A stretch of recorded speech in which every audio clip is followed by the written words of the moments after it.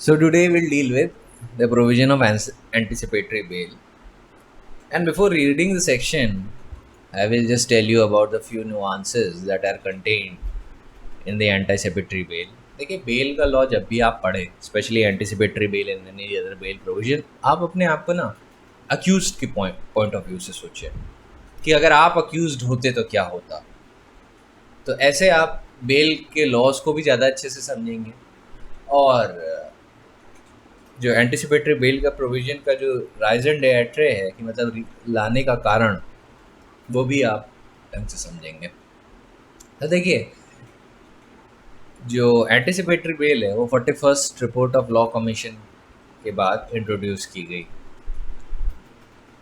और 41st report जो law commission की थी दैट वाज डेटेड ऑन 24/9/1969 और लॉ कमीशन के ने false cases regarding political rivalry और काफ़ी अदर सर्कमस्टेंसेस को भी ध्यान में रखते हुए एक बात बोली थी कि फॉल्स केसेस तो हटा दीजिए, लेकिन where there reasonable grounds for believing that a person accused of an offence is not likely to abscond और otherwise misuse is liberty while on bail, ऐसा कोई जस्टिफिकेशन नहीं है to require him to first submit to custody and remain in prison for some days and then to apply for bail। देखिए 437 और 439 as the case में भी जब भी आप उसमें अप्लाई करोगे तो आप पहले या तो अरेस्ट होते हो, in rare circumstances you can directly surrender to the court और ऐसे केसेस में भी कोर्ट शायद दे या ना दे, तो जनरली आपको पहले कुछ दिन कस्टडी में गुजारने पड़ते हैं और तब जाके आप बेल के लिए अप्लाई करते हैं, फिर रिलीज़ किए जाते हैं।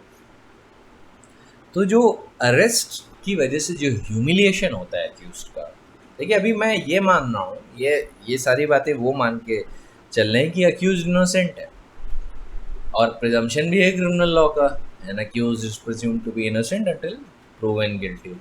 तो आप मुझे एक बात बताइए कि unless and until the offence has been proved against the accused और उस पर कोई फॉल्स चार्ज और उस पर जो चार्जेस है वो इतने ग्रेव नहीं है, तो उसे ज़बरदस्ती क्यों कस्टडी के थ्रू जाना पड़े जब उसको मेरिट पे वो सेम बातें एस्टैब्लिश कर सकता है in a regular bail application. तो वही चीज़ वो वो रीजन जब उसके पास ग्राउंड्स हैं to believe that he may be arrested, तो तब क्यों नहीं एस्टैब्लिश कर सकता।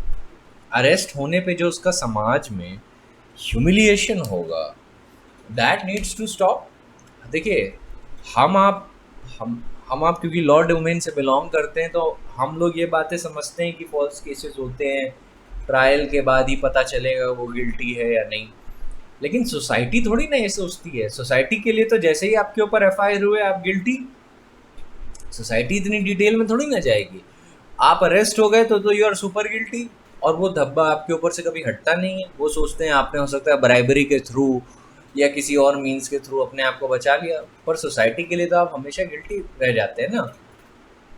तब क्या होगा उन सिचुएशंस में जहाँ पे आप एक respectable member of the society हैं और वहाँ पे भी आपको ह्यूमिलिएट किया जाए by your rival just by instituting a false case against you. उसने एक फॉल्स केस आपके खिलाफ दिया, उसके बेसिस पे आप अरेस्ट हो गए, आप इनोसेंट हैं, आपको भी पता है, सबको पता है, but even then you are arrested in full public view. Police arrest करती है तो आप कहीं पे भी हो कहीं पे भी अरेस्ट कर सकती है, वो बड़े प्यार से तो आती नहीं है, वो सीधे घुसेगी। प्रोविजन ऑफ द अरेस्ट आपने पढ़ाई है 47 में, actually will arrest you and take you to the court. Publicly किसी भी आप अपने वर्क स्फेयर में अगर आप सबके सामने अरेस्ट हो जाएं, आपको कैसा लगेगा? Will be humiliated. आर्टिकल 21 कहता है कि जो आपकी लिबर्टी है that can not B interfered on any ordinary ground, even the law, on the ground of law by which Article 21's liberty can be extinguished, that has to be a procedure that is just, fair and reasonable. It has to be a due process. Article 21 में right to dignity भी है। आपको नहीं लगता आपकी dignity violet हो जाएगी अगर आप फुल पब्लिक व्यू में अरेस्ट हो जाए एंड आपको पता है you have not committed any crime? That is why anticipatory bail was introduced। अब लॉ कमीशन ने इसके लिए पॉलिटिकल राइवलरी का भी बड़ा ध्यान में रखा था। देखिए एक्चुअली क्या होता है ना, पॉलिटिकल राइवलरी में फॉल्स केसेस बड़े कॉमन होते हैं आपसे मान लीजिए आप एक कॉन्स्टिट्यूएंसी से इलेक्शन लड़ रहे हो, आप बहुत पॉपुलर हो, मैं भी उसी कॉन्स्टिट्यूएंसी से इलेक्शन लड़ रहा हूँ, मैं जानता हूँ कि मैं आपसे कम पॉपुलर हूँ, तो मुझे पॉलिटिकल माइलेज पानी है आपके ऊपर और प्रोपेगेंडा बनाना है आपके खिलाफ, तो मैं आपके खिलाफ फॉल्स केसेस या तो खुद इंस्टीट्यूट करता हूँ या किसी और के थ्रू करवा देता हूँ during the time of election या बिफोर इलेक्शन। और ऐसे केस में अगर मान लीजिए आपके पास फॉल्स एफआईआर हो गई आपके ऊपर और उसके परसुएंस में आप अरेस्ट कर लिए गए, तो ना आप अपना इलेक्शन रैली कर पाएंगे, ना आप स्पीचेस दे पाएंगे, ना अपने आप को बचा पाएंगे, और पता चला अरेस्ट करके अंडर ट्रायल आपको कन्फाइनमेंट में रख दिया गया, तो आप क्या करेंगे? और ऐसे में रेगुलर बेल एप्लीकेशन को मान लें डिस्पोज ऑफ करने में 3-4 महीने लग गए, और तब तक मैं अपना पूरा पॉलिटिकल माइलेज आपके खिलाफ बनाता हूँ कि ये देखिए तो इस फॉल्स केस में अरेस्टेड है, इनको तो बेल भी नहीं दी जज साहब ने इनका सुना भी नहीं, एक करप्ट कैरेक्टर के, मैं आपका कैरेक्टर असैसिनेशन पूरा करता जा रहा हूँ, जबकि आपने ऐसा कुछ नहीं किया है जो भी मैं एलिज कर रहा हूँ। Even then not only you have been arrested, you have been remanded to custody, और आपकी रेगुलर बेल हियरिंग को सुनने में भी टाइम लग गया, you are being punished for no fault of your own. ये कॉन्स्टिट्यूशनल एथोस का वायलेशन है, ये ह्यूमन राइट और ह्यूमन डिग्निटी का भी वायलेशन है, और एक क्रिमिनल लॉ की फर्स्ट डॉक्ट्रिन का भी वायलेशन है कि where you are suffering for no fault of your own. What is the first doctrine of the criminal law? That is, the accused is presumed to be innocent until proven guilty. तो इन्हीं सब बातों को ध्यान में रख के anti सेपिटरी bell का प्रोविजन इनकॉर्पोरेट किया गया। जो सबसे पहले जो शब्द है ना एंटी सेपिटरी बेल, ये लॉ कमीशन ने यूज किए थे under first 41st commission of the law, 41st report of the law commission, उसमें उसने फर्स्ट टाइम ये शब्दों का यूज़ किया था एंटीसिपेटरी बेल। लेकिन इसकी वजह से कई लोगों को कन्फ्यूजन भी हो जाती है, उनको लगता है कि एंटीसिपेटरी बेल का मतलब है कि हम अरेस्ट ही नहीं हो सकते। नहीं, ये नहीं मतलब है एंटीसिपेटरी बेल का, इट्स अ मिसनॉमर। एंटीसिपेट कोई भी बेल ऑर्डर हो, चाहे वो एंटीसिपेटरी बेल हो या पोस्ट बेल हो, ये सारे बेल के ऑर्डर आफ्टर अरेस्ट ही फोर्स में आते हैं। तो एंटीसिपेटरी बेल का मतलब ये नहीं है कि you cannot be arrested. Let us suppose you have been granted the order of anticipatory bail. The moment after that, if the officer in charge of police station arrests you, then in that situation, if you are ready to give sureties and bonds as are incorporated in the anticipatory bail order, he has to release you immediately. So the moment you are arrested, the anticipatory bail order will come into an effect. ठीक है, आपको सिर्फ छोटे मोटे purpose के लिए वो रखा जाएगा कि श्योरिटी और बॉन्ड पे सिग्नेचर के लिए, that's it. Anticipatory bail order तभी इफेक्ट में आएगा जब you are arrested. Before arrest वो आपके लिए एक सिक्योरिटी की तरह होता है कि just in case I am arrested, तो ये एंटीसिपेटरी बेल ऑर्डर मुझे प्रोटेक्ट कर लेगा। क्योंकि किसी भी केस को फाइल होने के बाद अरेस्ट कभी मैंडेटरी नहीं होती। सेक्शन 41 ऑफ द सीआरपीसी अगर आप याद रखें तो अरेस्ट यूजेस द वर्ड मे, वहाँ पे मे से शुरू हुआ है। Merely because the case is arrested police officer, उस पर कोई ड्यूटी नहीं है उसे अरेस्ट ही करना है। हालांकि करते हैं police officer, it is the most abused power of a police officer, लेकिन मैंडेटरी नहीं है, डायरेक्टरी है, ज़रूरी लगे तभी अरेस्ट करिए। तो हो सकता है कि आप पे कोई चार्ज लगाओ, आपको पुलिस अरेस्ट ही ना करे, ये भी हो सकता है। जब या तो हो सकता है कोर्ट आपके खिलाफ वारंट कर दे, पुलिस ने आपको अरेस्ट नहीं किया, rather court has directed you to be arrested, वो भी सिचुएशन आ सकती है। तो this is why anticipatory bail का ऑर्डर जब भी होगा वो हमेशा अरेस्ट के बाद ही इफेक्टिव होता है। अरेस्ट से पहले आप ये ऑर्डर क्लेम करते हैं, ये ऑर्डर एंटीसिपेटरी बेल का ऑर्डर आप अरेस्ट से पहले क्लेम करते हैं, अरेस्ट के बाद ये इफेक्टिव होता है। लेकिन अगर आपके पास एक बार अरेस्ट हो गया और एंटीसिपेटरी बेल के लिए फिर आपने अप्लाई किया, तो एंटीसिपेटरी बेल के लिए आप नहीं अप्लाई कर सकते, वो आपको अरेस्ट से पहले अप्लाई करना चाहिए था। अब आपको रेगुलर बेल के लिए अप्लाई करना है। So always remember, anticipatory bail order is actually acquired before arrest, but it becomes effective after arrest. While after arrest, you cannot apply for an anticipatory bail order, you can only apply for regular bail, be it under 437 or 439 of the CRPC as the case may be. ठीक है, तो एक एक issue आता है कि क्या मान लीजिए आपको प्री अरेस्ट बेल ऑर्डर दे दिया गया है, would in that situation, let us suppose you have been granted pre arrest bail order and after that a charge sheet is submitted. In pursuance of that, a cognizance of the offence is taken, and after the cognizance is taken, process has been issued under 204 of the CRPC. तो क्या आपका anticipatory bail order extinguish हो जाएगा? Let us suppose the magistrate has decided to issue a warrant of arrest, summon issue करने का decide नहीं किया है, वारंट ऑफ अरेस्ट इशू करने के लिए he has decided. The answer is that no. The anticipatory bail order, if it's not for a limited period of time, will not be extinguished merely because a cognizance has been taken or a process has been issued. अगर मान लीजिए magistrate process issue करते वक्त warrant of arrest भी जारी करता है और आपके पास एंटीसिपेटरी बेल ऑर्डर है, तो ऐसे केस में मैजिस्ट्रेट को भी बेलेबल वारंट ही इशू करना है। ये आप सेक्शन 438 के सबसेक्शन 3 में सीधे देख सकते हैं। That is expressly written there. ये सारे कुछ इश्यूज हैं जो मैं लाइन से डील करता चला जाऊँगा। अब 438 का जब सबसेक्शन 1 पे आते हैं तो वहाँ पे लिखा है कि where any person has reason to believe that he may be arrested on an accusation of having committed a non bailable offence. तो रीजन टू बिलीव शब्द का यूज किया है। तो क्या ऐसा हो सकता है कि मेरली बिकॉज आपको डर लग रहा है अरेस्ट से, आपको लग रहा है कि यार हो सकता है कोई मेरे खिलाफ किसी दूर जगह पे बैठे हुए कोई फॉल्स केस कर दे, आपके पास कोई ग्राउंड नहीं है, एंग्जाइटी है, पैरानोया है, क्या पैरानोया के बेसिस पे, क्या अनरीजनेबल फियर के बेसिस पे आप एंटीसिपेटरी बेल का ऑर्डर क्लेम कर सकते हैं? The answer is no. That is why legislature has used the word reason to believe rather than mere fear. और fear शब्द का भी यूज कर सकता था पर नहीं किया, उसने reason to believe शब्द का यूज किया।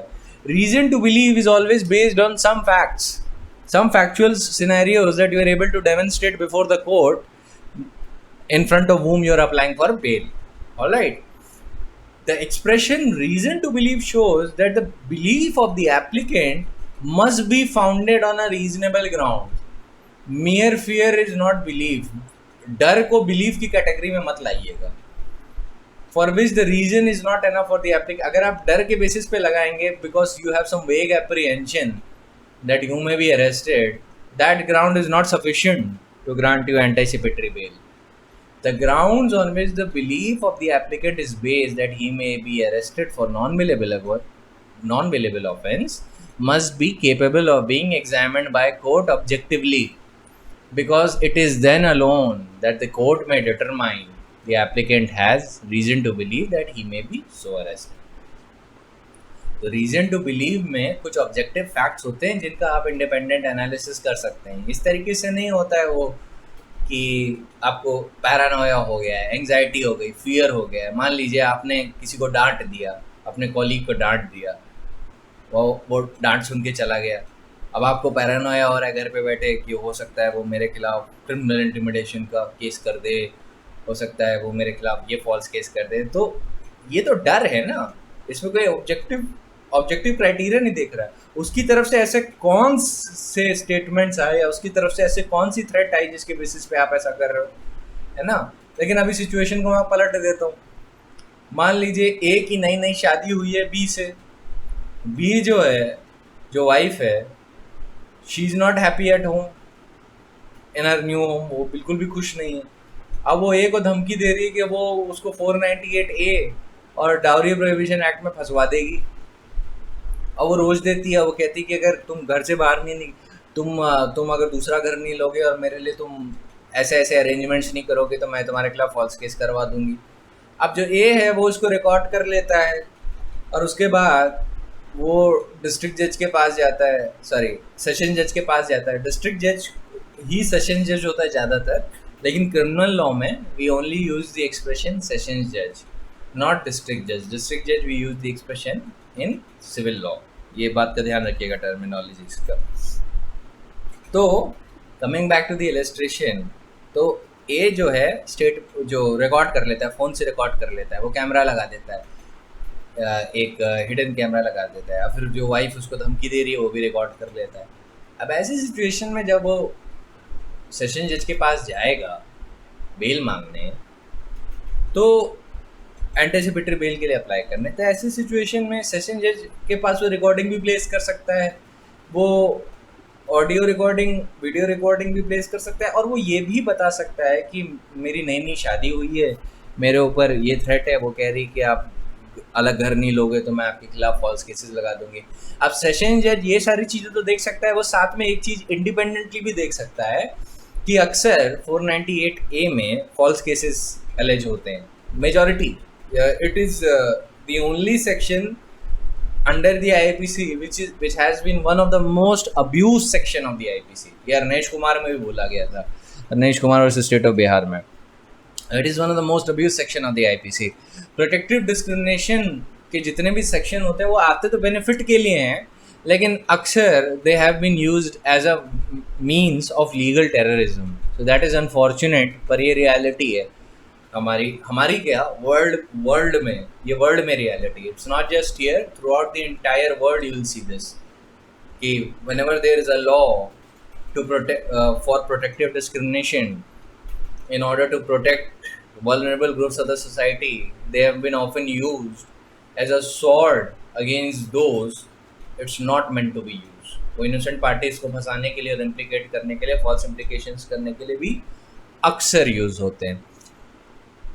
सो डिस्ट्रिक्ट जज सेशंस जज इस केस में क्या इंक्वायर कर सकता है, वो ये भी देख सकता है कि यार कन्विक्शन रेट 498A पे ज़्यादा नहीं होती, अक्सर फॉल्स केसेस होते हैं, अक्सर होते हैं, इसका मतलब ये नहीं कि फॉल्स है, ये ट्रायल पे पता चलेगा फॉल्स है या नहीं। तो वो ये प्रिज्यूम कर सकता है फैक्ट्स कि ऐसे केसेस में मुझे 498A और डाउरी प्रोविजन एक्ट से जितने भी रिलेटेड ऑफेंसेस होंगे उस पर मैं एंटिसिपेटरी बेल दे देता हूँ। वो ब्लैंकेट ऑर्डर फॉर बेल नहीं देगा कि वो कोई भी ऑफेंस एलेज कर दे उसको बेल दे दो, नहीं। वो ब्लैंकेट ऑर्डर ये होता है कि व्हेन द सेशन जज और द हाई कोर्ट जज सेज कि no matter what the offence, no matter what the allegation, he is been set at he is at the liberty to be set free at bail. और वो 438 का order में अगर लिखा है blanket order इस तरीके का कि चाहे कोई भी ऑफेंस एलेज करो उसको वो बेल पे, एंटिसिपेटरी बेल उन सब पे लागू, तो ये ऐसा देना नहीं चाहिए, जनरली देना नहीं चाहिए। एक्सेप्शनल सिचुएशंस में हो सकता है दे दे, लेकिन 99.99% केसेस में वो नहीं दिया जाएगा। और इस पे गुरबख्श सिंह सिब्बिया का भी जजमेंट है जिसमें वो बोलता है कि a blanket bail order should not ordinarily be given.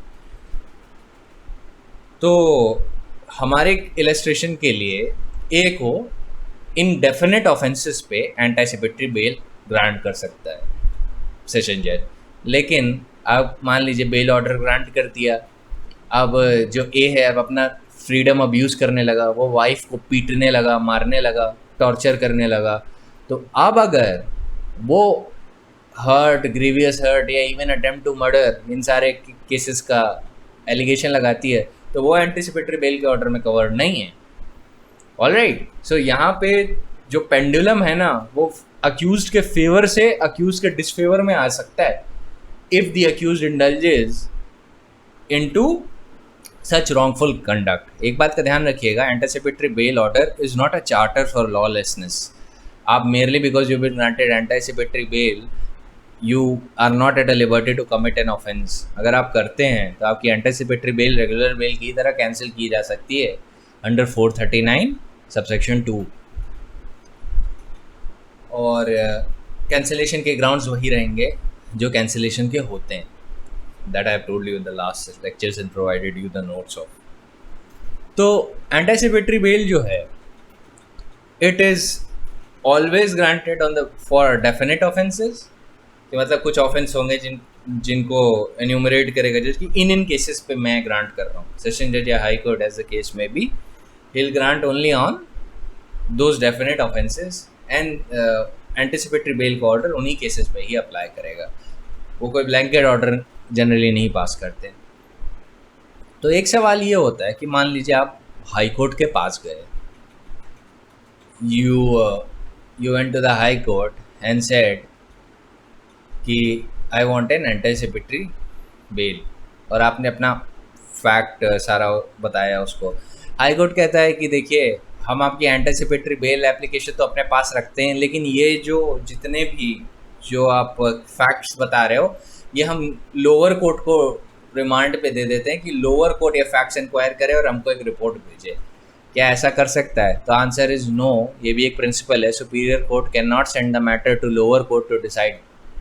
ठीक है, ये डिसीजन जिस कोर्ट के सामने प्लेस्ड है उसी को डिसाइड करना होगा। मान लीजिए आप सेशन जज के पास गए, सेशन जज मान लीजिए जेएम फर्स्ट क्लास को बोल देता है कि आप फैक्ट्स को इंक्वायर करो, नहीं, या फैक्ट्स को एनालाइज करो, मुझे रिपोर्ट भेजो, नहीं, ये नहीं किया जा सकता है। सेशन जज को खुद ही कंसिडर करना होगा, ठीक है, या हाई कोर्ट जज को खुद ही करना होगा। Application for anticipatory bail, here the जजेस have to apply their own mind. वो ये माइंड के एप्लीकेशन का क्वेश्चन लोअर कोर्ट को रिमांड नहीं कर सकते, that can not be done. तभी लेजिस्लेचर ने अपनी विजडम में ये जो जुरिस्डिक्शन कन्फर किया है, किस पे किया है? सेशंस कोर्ट और हाई कोर्ट पे। क्यों किया है? क्योंकि they are superior court, they have better experience, they have better knowledge, they are also much more powerful than the lower courts. तो ऐसे सिचुएशन में लेजिस्लेचर ने जब जुरिस्डिक्शन इन लोग पे कन्फर किया है, तो यही लोग एक्सरसाइज करेंगे उसको। उसके जो सब्सटेंशियल क्वेश्चंस है ना, छोटे छोटे जो भी अराइज होंगे, यहाँ पे ये एक्सपीरियंस जजेस अपना दिमाग अप्लाई करेंगे। वो ये क्वेश्चन रिमांड नहीं कर सकते लोअर कोर्ट को, ठीक है।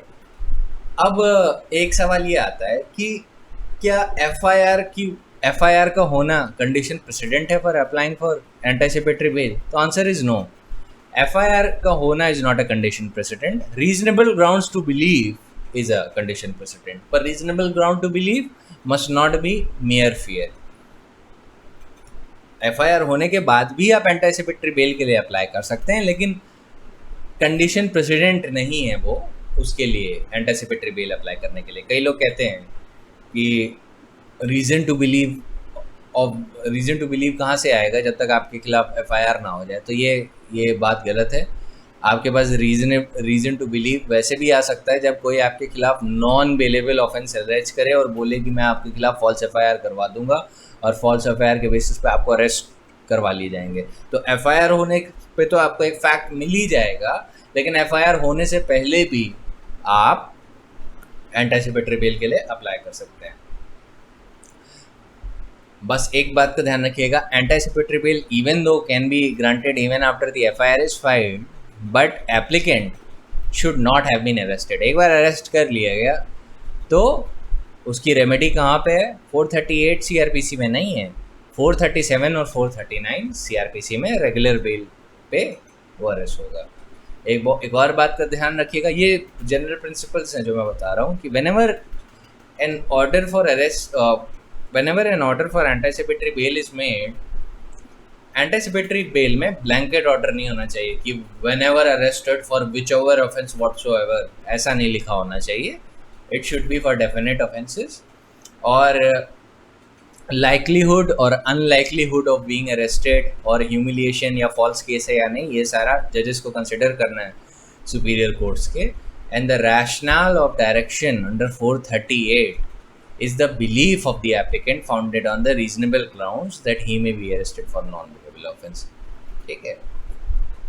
लेकिन उसमें कोई ये मैं रीजनेबल टू बिलीव फैक्ट कह रहा हूँ, पर इसका मतलब ये भी मत समझ लीजिएगा कि उसको उतना एविडेंस देना है जो ट्रायल पे आ जाए। Always remember, prima facie level पे ये देखा जाएगा, ऑलराइट। मेटिकुलसनेस, उसको क्या कहते हैं, डिटेल्ड या रोइंग इंक्वायरी नहीं दिखवानी है कि देखिए मेरे पास इतने फैक्ट्स हैं, ये फैक्ट्स अगर मैं ट्रायल पे भी प्रूव करूंगा तो दिख जाएगा ये फॉल्स केस है, नहीं, इतना नहीं दिखाना है। एक इतना एप्रीहेंशन दिखाना है कि there is reason to believe. दूसरा ये दिखाना है 4 कंडीशंस जो 438A में है, सॉरी 438 में है, सेक्शन 438 में। जैसे फर्स्ट है nature and gravity of the accusation, second है antecedents including the fact whether he has gone previous conviction and imprisonment in respect of a cognizable offense, third है the possibility of such person to abscond, और fourth है whether the accusation has been made with the object of injuring or humiliating the applicant by having him so arrested। ये भी conditions हैं जो उसको consider करनी होंगी। तो प्राइमा फेसी जजेस को किस बात पे सेटिस्फाइड होना होगा? पहला तो उसको ये कंसिडर करना होगा कि ये जो एलिगेशंस जो ये बता रहा है, जो इसके खिलाफ लगाए गए हैं या लगाए जा सकते हैं, क्या इनका ऑब्जेक्ट सिर्फ इसका उसको ह्यूमिलिएट करवाना है by having him publicly arrested? So arrest because is one of the most abused power of the police officer and the state in general. That is why Law Commission in its wisdom has introduced anticipatory bail. और जजेस भी इसको यही consider करते हैं कि generally जब fact और सर्कमस्टेंसेस इतने बिलीवेबल हैं तो generally order of anticipatory bail दे देना चाहिए। अब इसमें एक प्रॉब्लम आ जाती है कि मान लीजिए आपने एक एंटिसिपेटरी बेल का ऑर्डर दे दिया, देखिए अभी तो कुछ पता तो चला नहीं है, ना ट्रायल हुआ है, ना चार्जेस फ्रेम हुए हैं कि कौन गिल्टी है कौन नहीं। लेकिन मान लीजिए अक्यूज्ड था, गिल्टी था, मान लीजिए लेट अस सपोज कि he was actually guilty of the offence that was being alleged against him. तो आपको एक पता है कि जब रिकवरी स्टेटमेंट होना होता है under section 27 of the Indian Evidence act, तो ऐसे केस में जब तक अक्यूज्ड पुलिस की कस्टडी में नहीं है, आइदर एक्चुअल और कंस्ट्रक्टिव, ऐसे केस में रिकवरी स्टेटमेंट को तो रिकवरी स्टेटमेंट ही नहीं माना जा सकता under section 27 of the Indian Evidence Act. जब कुछ रिकवर होता है when the person is in custody of police, either actual और constructive, and in pursuant of that a recovery is made, तो जो statement, knowledge, the object of recovery, ये सारा relevant माना जाता है। ब्रीफ में बता रहा हूँ, अभी 27 के अपने बहुत नुआंसेस हैं। लेकिन अगर मान लीजिए किसी पर्सन को एंटिसिपेटरी बेल पे पहले ही रिलीज़ कर दिया गया है, तो ना वो एक्चुअल कस्टडी में कहलाएगा, ना तो कंस्ट्रक्टिव कस्टडी में कहलाएगा, क्योंकि he has the anticipatory bail order, so why would he need to be surrendered and restrained his liberty, है ना। तो ऐसे केस में क्या हम सारी चीज़ें सिर्फ अक्यूज्ड के ही पॉइंट से सोचें? हमें तो इन्वेस्टिगेटिव अथॉरिटीज़ के अभी पॉइंट सोचना है, हमें प्रोसिक्यूशन और larger interest of the state और विक्टिम भी देखना है। तो ऐसे में अगर मान लीजिए कोई रिकवरी स्टेटमेंट होता है जहाँ पे अक्यूज नाइदर एक्चुअल या कंस्ट्रक्टिव कस्टडी में है और उसे एंटिसिपेटरी बेल पहले ही दे दिया गया है, तो ऐसे केस में तो जो भी रिकवरी हुई है उसके इंस्टेंस में वो उसके खिलाफ एडमिसिबल ही नहीं होगी, because he is not under any sort of custody either actual और constructive. Is to get over this situation एक जनरल कंडीशन लगाई जाती है एंटिसिपेटरी बेल में कि हम आपको एंटिसिपेटरी बेल के पे तो छोड़ रहे हैं, लेकिन मान लीजिए अगर कोई रिकवरी स्टेटमेंट, क्या कहते हैं, अगर मान लीजिए कोई चीज़ रिकवर होना है, एक तो एक कंडीशन लगती है कि you will make your self available for custodial interrogation when ever required, ठीक है। आप इंटरोगेशन के लिए और जो इन्वेस्टिगेशन में जब भी आपकी ज़रूरत पड़ेगी आप जाओगे।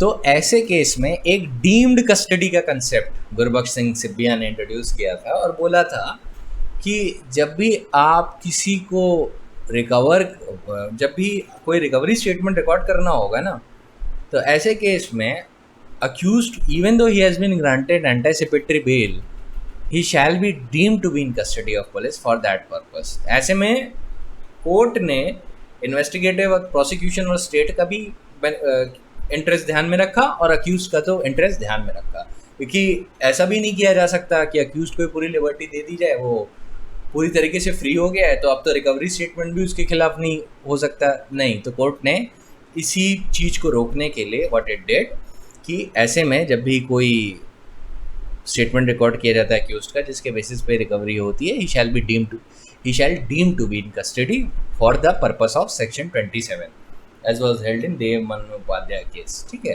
तो ये एक नुआंस ऑफ लॉ था जो सुप्रीम कोर्ट ने डील विद कर लिया and it has dealt with it long ago, लेकिन अभी भी इस पर काफ़ी कन्फ्यूजन था, तो ये कन्फ्यूजन ख़त्म कर दिया है, hope so for all of you. अब नेशनल पुलिस कमीशन की बात माने अगर आप, तो उसी की रिपोर्ट के हिसाब से ये पता चलता है कि arrest has been one of the most abused powers of the police officers। और जनरली अगर आप throughout the pan India वो देखेंगे कन्विक्शन रेट हर ऑफेंस में। तो conviction rate generally is less than 10% according to this report. So the courts जब वो बेल एप्लीकेशन को कंसिडर करें एंटीसिपेटरी बेल की, तो उन्हें एक फाइन बैलेंस ध्यान में रखना होगा of societal interest with the personal liberty of the accused while adhering to the fundamental principle of criminal jurisprudence and Article 21 of the Constitution of India। ये सारी बातें उनको ध्यान में रखनी होंगी। तो जब भी कोई कंप्लेंट फाइल होती है अक्यूज के खिलाफ, तो उसको थरली एग्जामिन करेगा कोर्ट, इंक्लूडिंग द एस्पेक्ट, इस एस्पेक्ट को भी ध्यान में रखेगा कि whether the complainant has filed a false और frivolous complaint on earlier occasion. अगर मान लीजिए ये सक्सेसिव फॉल्स कंप्लेंट है या सक्सेसिव कंप्लेंट है, तो कोर्ट को एक चीज़ को ध्यान में रखनी है कि आप पिछली कंप्लेंट जो इसने फाइल की थी इसी अक्यूज्ड के खिलाफ, क्या ये फॉल्स थी या नहीं, ये भी एस्पेक्ट को इंक्वायर करना होगा। और अगर वो फर्स्ट कंप्लेंट है फॉर द फर्स्ट टाइम, तो कंप्लेंट के मैटर को देखते हुए भी उसे उसको ये एग्जामिन करना होगा whether the complaint is frivolous और नॉट। ठीक है, कोर्ट को ये भी देखना होगा कि फैमिली डिस्प्यूट तो अक्यूज और कंप्लेनेंट में नहीं है, या पॉलिटिकल डिस्प्यूट तो नहीं है, क्योंकि इन दोनों केसेस में अक्सर फॉल्स केसेस होते हैं। तभी ललिता कुमारी में भी फैमिली डिस्प्यूट में लेके एक उसने थोड़ा प्रिलिमिनरी इंक्वायरी की बात की थी, हालांकि इसने एफआईआर को मैंडेटरी रखा था हर केसेस में if it relates to cognizable offence, लेकिन फैमिली डिस्प्यूट को लेके उसने ये बोला था कि प्रिलिमिनरी इंक्वायरी मैट्रिमोनियल केसेस में उन ग्राउंड्स तक रखिएगा आप जहाँ पे देखना होगा कि कहीं ये नॉन कॉग्निजेबल ऑफेंस तो नहीं है जिसको एक कॉग्निजेबल ऑफेंस का रूप दिया जा रहा है। सो that is Y courts have also said कि whenever you are looking at an application for anticipatory bail और एलिगेशन ऑफ द कंप्लेनेंट पहले से ही आ चुका है या एफआईआर पहले से ही फाइल हो चुकी है, तो ये भी देखना होगा ये फैमिली डिस्प्यूट तो नहीं है लोगों के बीच में, इन अक्यूज्ड और कंप्लेनेंट के बीच में, या पॉलिटिकल राइवलरी तो नहीं है। ये सारी चीज़ें देखनी चाहिए। अगर है तो एंटीसिपेटरी बेल का ऑर्डर जनरली ग्रांट कर देना चाहिए। और इस चीज़ का भी ध्यान रखिए कि late us suppose anticipatory bail का ऑर्डर ग्रांट हो गया और बाद में पता चला कि accused is actually guilty of the offence, तो गिल्टी जब वो एस्टैब्लिश्ड हो चुका है तो आप उसे पूरी की पूरी सजा दे सकते हो, सजा पे तो कोई रोक नहीं है ना।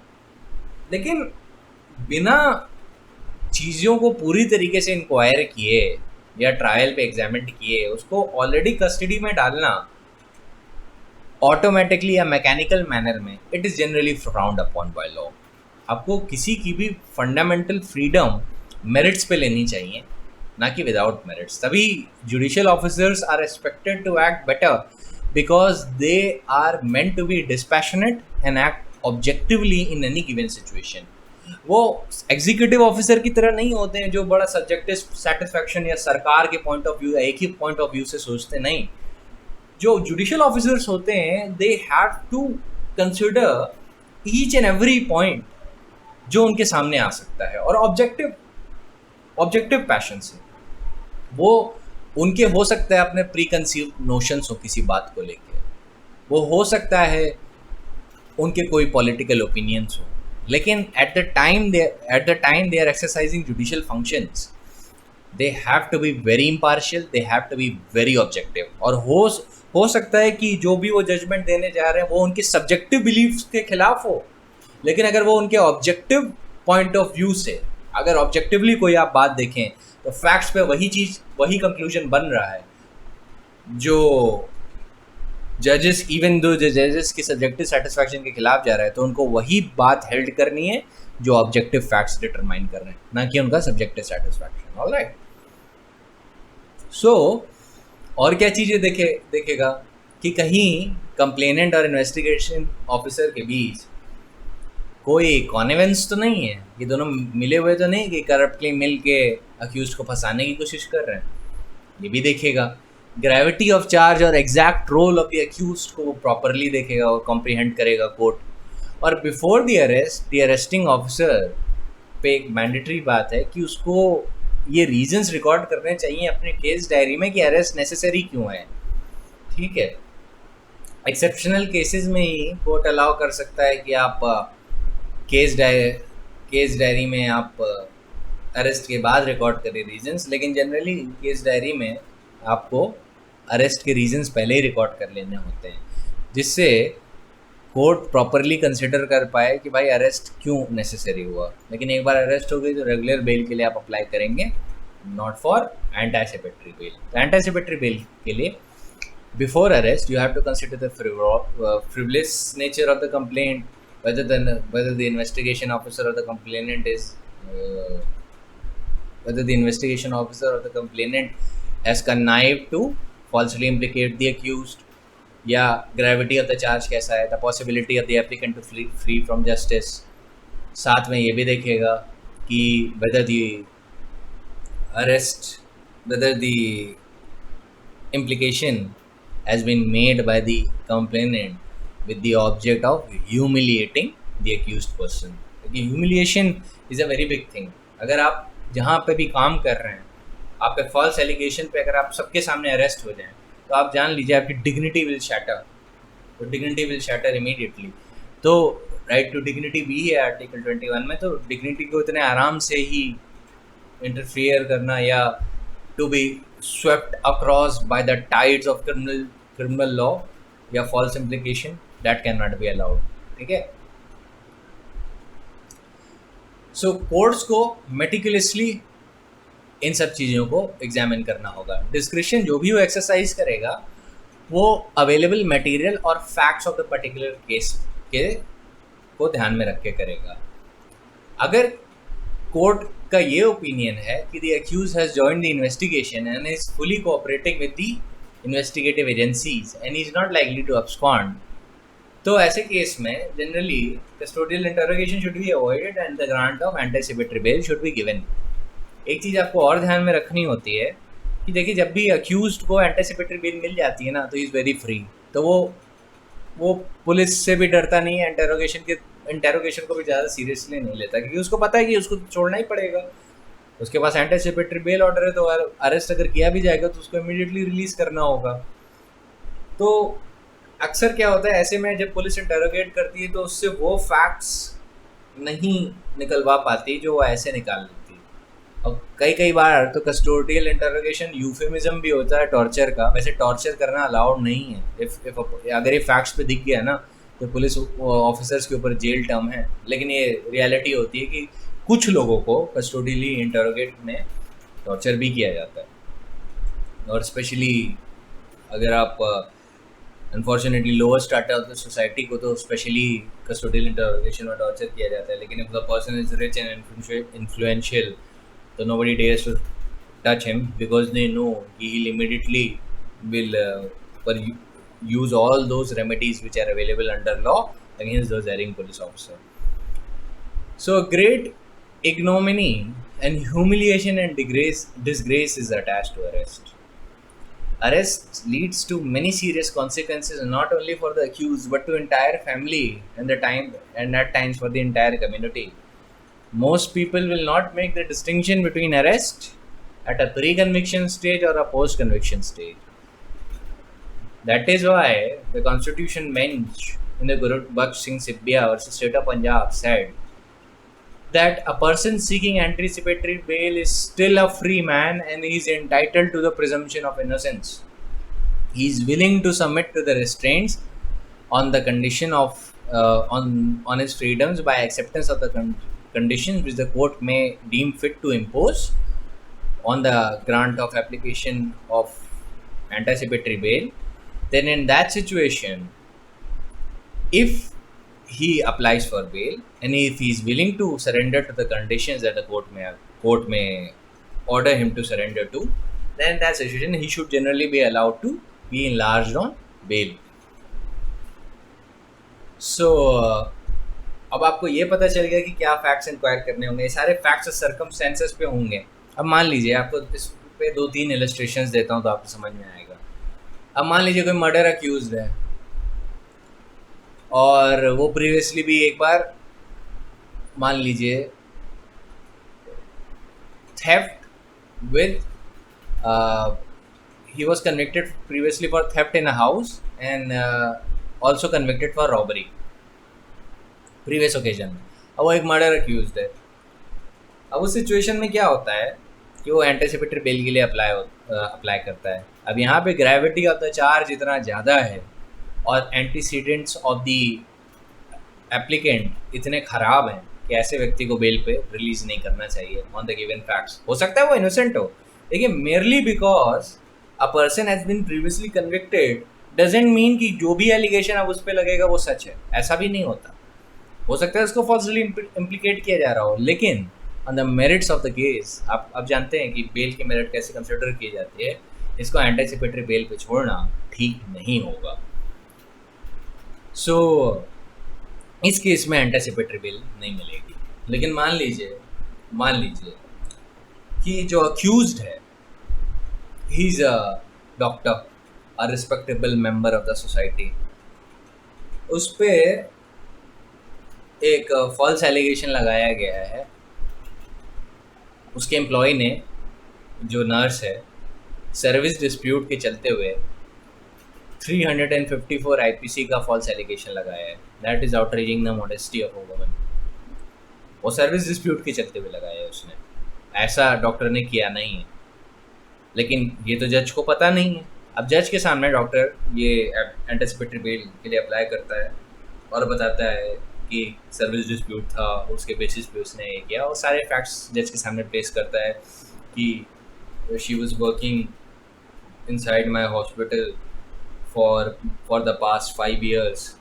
We had some dispute related to payment of salary and the promotion opportunities, and thereafter, because of her dereliction of duty, I threatened her with suspension and termination from the service.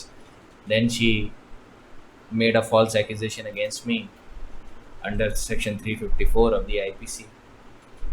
तो जजेस ये सारी बात को ध्यान में रखते हुए, अक्यूज्ड के एंटीसीडेंट्स देखते हुए कि ये डॉक्टर है, इसका कोई प्रीवियस क्रिमिनल रिकॉर्ड नहीं है, ये इसकी कम्युनिटी रूट्स बहुत अच्छी हैं, respectable member of the society है, जनरली सर्विस डिस्प्यूट में हो सकता है कि फॉल्स एलिगेशन लग जाए, तो इन सब ग्राउंड पे एंटिसिपेटरी बेल दे सकता है क्योंकि फैक्ट्स के बेसिस पे ये एस्टैब्लिश हो रहा है। अब यही मान लीजिए कि यही डॉक्टर है, अब इसके ऊपर 498A का केस लगा हुआ है। इज द सेम डॉक्टर, पर वो अपनी बीवी को मारता है। जब वो पुलिस के पास जाती है डॉक्टर की वाइफ, और वो वो बताती है कि मुझे टॉर्चर करता है, मारता पीटता है, तो पुलिस पहले तो उसका एग्जामिनेशन FIR रिकॉर्ड करने के बाद उसका एक मेडिकल एग्जामिनेशन करवाती है।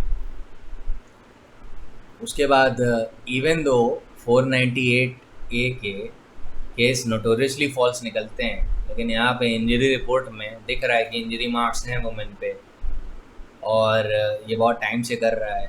ये भी देखेगा कोर्ट कि पहले वाइफ ने कई बार बताया था पुलिस को कि कि ये मुझे थ्रेटन कर रहा है, मुझे जान से मारने की धमकी दे रहा है, पर कोई एक्शन उस वक्त नहीं लिया गया था। तो ऐसी सिचुएशंस में, in these types of situations, grant of anticipatory bail will not be available to the doctor. एक तो मार्क्स इंजरी रिपोर्ट आ गई, इसका मतलब मारा था आपने, क्या जस्टिफिकेशन था या नहीं था ये तो ट्रायल में पता चलेगा। यहाँ पे ऐसे पर्सन को रेगुलर बेल पे ही छोड़ना ठीक होगा जब थोड़े और फैक्ट्स आ जाए इन्वेस्टिगेशन के बाद, नॉट ऑन एंटिसिपेटरी बेल। तो इस केस में एंटिसिपेटरी बेल नहीं मिलेगी, पर जनरली हो सकता है 498A के केस में, if the facts and circumstances are in your favour, आपका कोई प्रीवियस बैड रिकॉर्ड नहीं है, सारे रिकॉर्ड्स अच्छे हैं, तो in that case the bail will be granted to you. ठीक है, तो आप देख रहे हैं सेम ही चीज़ पे सिचुएशन बदल जाती है। अब एक सवाल ये आता है कि क्या मुझे एक स्पेशल केस मेड आउट करना होगा, जैसा कि कई सुप्रीम कोर्ट के जजमेंट्स कहते हैं कि क्या हमें स्पेशल केस बनाना होगा उसकी ग्रांट के लिए कि हमें एंटिसिपेटरी बेल मिल जाए, या हमें सिर्फ रीजनेबल ग्राउंड्स दिखाने हैं। तो आंसर है स्पेशल केस बनाने की कोई ज़रूरत नहीं होगी। जो भी जजमेंट, चाहे वो सुप्रीम कोर्ट का हो चाहे वो हाई कोर्ट का हो, जो स्पेशल केस बनाने की डिमांड करता है कि एक्स्ट्रॉर्डिनरी सर्कमस्टेंसेस दिखाने चाहिए for the grant of anticipatory bail, या the accused needs to make out a very special case for the grant of anticipatory bail, तो उसका आंसर है कि वो सारे जजमेंट पर इंक्यूरियम हैं because they are in direct violation of the judgment of Gurbaksh Singh Sibbia versus state of Punjab, जो कि एक कॉन्स्टिट्यूशनल बेंच का जजमेंट है। That is a judgment made by 5 जजेस। एक बात का ध्यान रखिएगा, अगर एक लार्जर बेंच ने कोई इशू डिसाइड किया है, ये कॉन्स्टिट्यूशन का मैटर पर बता देता हूँ कि अगर कोई लार्जर बेंच ने कोई इशू डिसाइड किया है और स्मॉलर बेंच उससे डिसएग्री कर जाती है, तो स्मॉलर बेंच का जो लॉ है वो पर इंक्यूरियम कहलाता है। मतलब it does not hold any ground. जो लार्जर बेंच है उसी का लॉ चलेगा। तो जो लोअर जो उससे 5 जजेस की बेंच है, मान लीजिए कॉन्स्टिट्यूशन बेंच की, और 2 जजेस की बेंच ने उसके कॉन्ट्रडिक्शन में कोई अगर लॉ हेल्ड किया है तो इट्स इन डायरेक्ट वायलेशन और उसका लॉ माना नहीं जाएगा। ऐसे में जजमेंट को कहा जाता है दैट जजमेंट इज पर इंक्यूरियम और पर इग्नोरेंस। इग्नोरेंस में लिया गया, किसके इग्नोरेंस में? Ignorance of the larger bench judgement.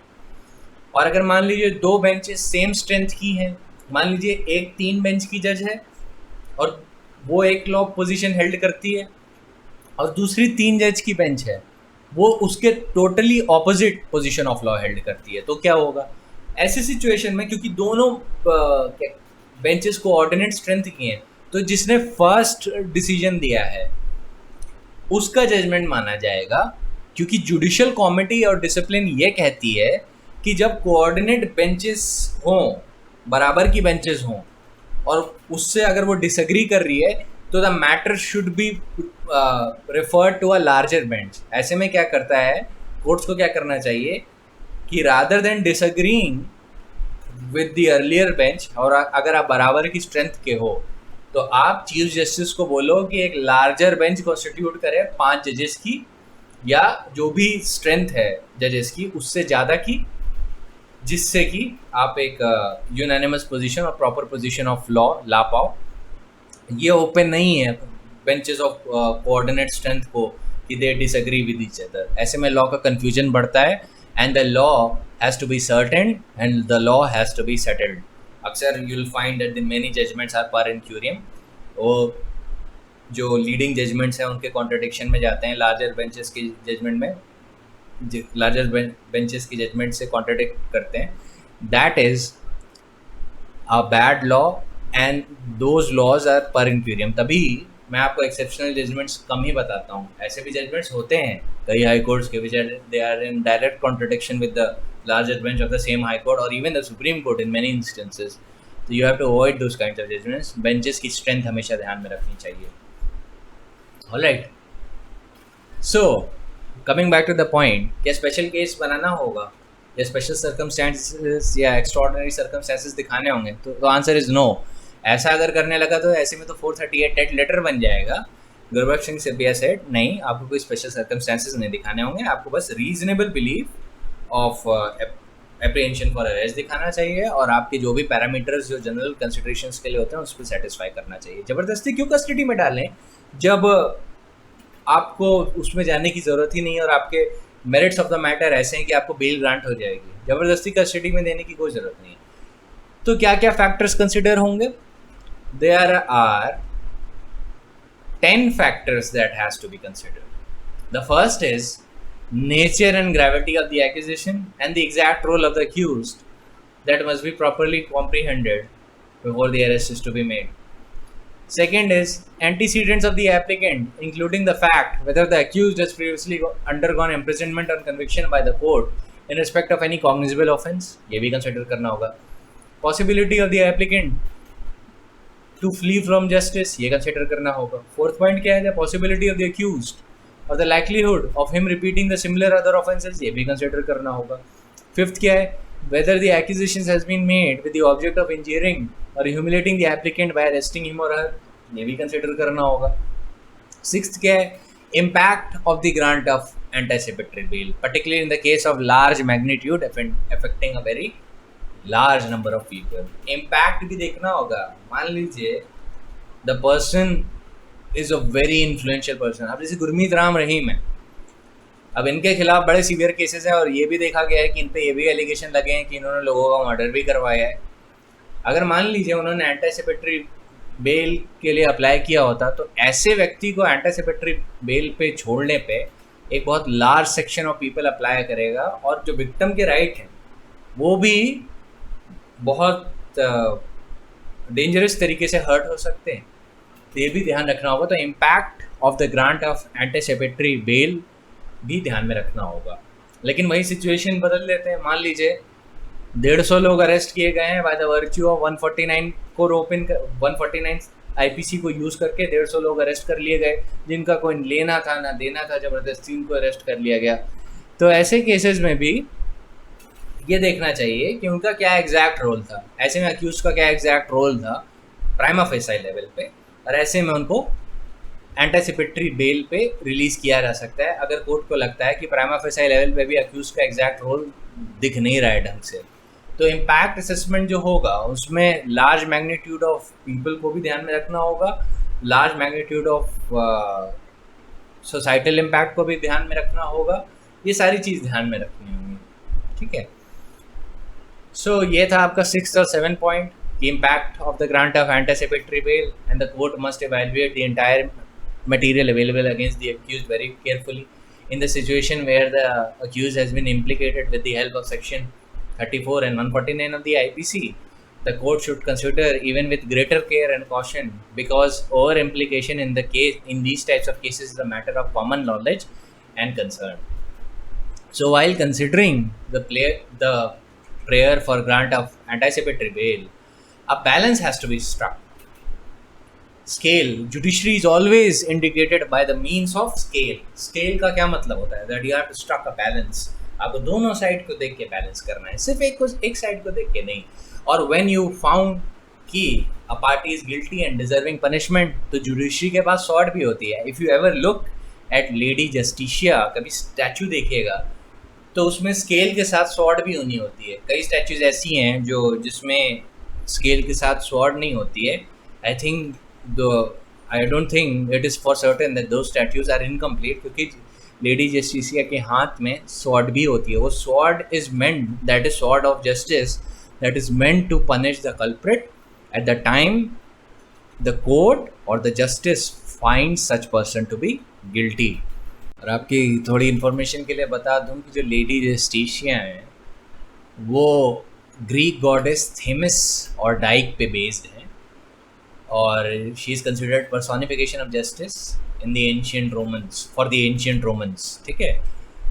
तो जो आँख पे पट्टी है ना, इसका मतलब ये नहीं होता कि कानून अंधा होता है। It means that the lady Justicia और द जस्टिस और the courts in general are unaffected by your caste, your color, your status, whether you're rich or poor, etc. वो ये सारे कंसिडरेशन नहीं देखते, वो कंसिडरेशन सिर्फ मेरिट्स पे देखते हैं। इसीलिए क्योंकि अगर पट्टी हट गई और आप पर्सन को देखने लगे तो आप हो सकता है उसके शक्ल, सूरत, कास्ट, क्रीड, उसके क्या कहते हैं इन्फ्लुएंस इन द सोसाइटी, उन सब चीज़ों से आप इन्फ्लुएंस हो जाएं।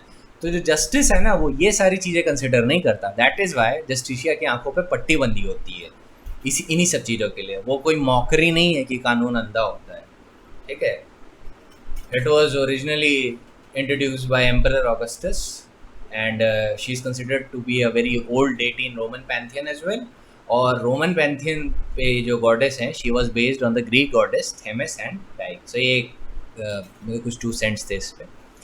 Going further on anticipatory bail, while considering the prayer for grant of anticipatory bail, a balance has to be struck between 2 factors. Scale है, so balance आप struck करिए। You are a judicial officer, you are aspiring to be a judicial officer. So balance कहाँ पे struck होगा कि no prejudice should be caused to the free, fair and full investigation, and there should be prevention of harassment, humiliation and unjustified detention of the accused. So एक side पे, scale के एक end पे क्या है? Societal interest for causing free, fair and full investigation, और दूसरे side पे, स्केल के दूसरे साइड पे क्या है? Prevention of harassment, humiliation and unjustified detention of the accused. तो जब आप स्केल को कंसिडर करेंगे तो यू विल सी कि मेरिट्स किसकी ज़्यादा भारी हैं, फैक्चुअल मेट्रिक्स किसको ज़्यादा सपोर्ट कर रहा है, उसके बेसिस पे आप डिटरमाइन करेंगे। All right. 9th point is that the court to consider reasonable apprehension of tampering of the witnesses or apprehension of threat to complainant and last point is frivolity in the prosecution. ठीक है, कि मतलब कि हो सकता है कि prosecution frivolous हो, बेकार हो, मोटिवेटेड हो, किसी ग्राउंड पे नहीं बेस्ड हो.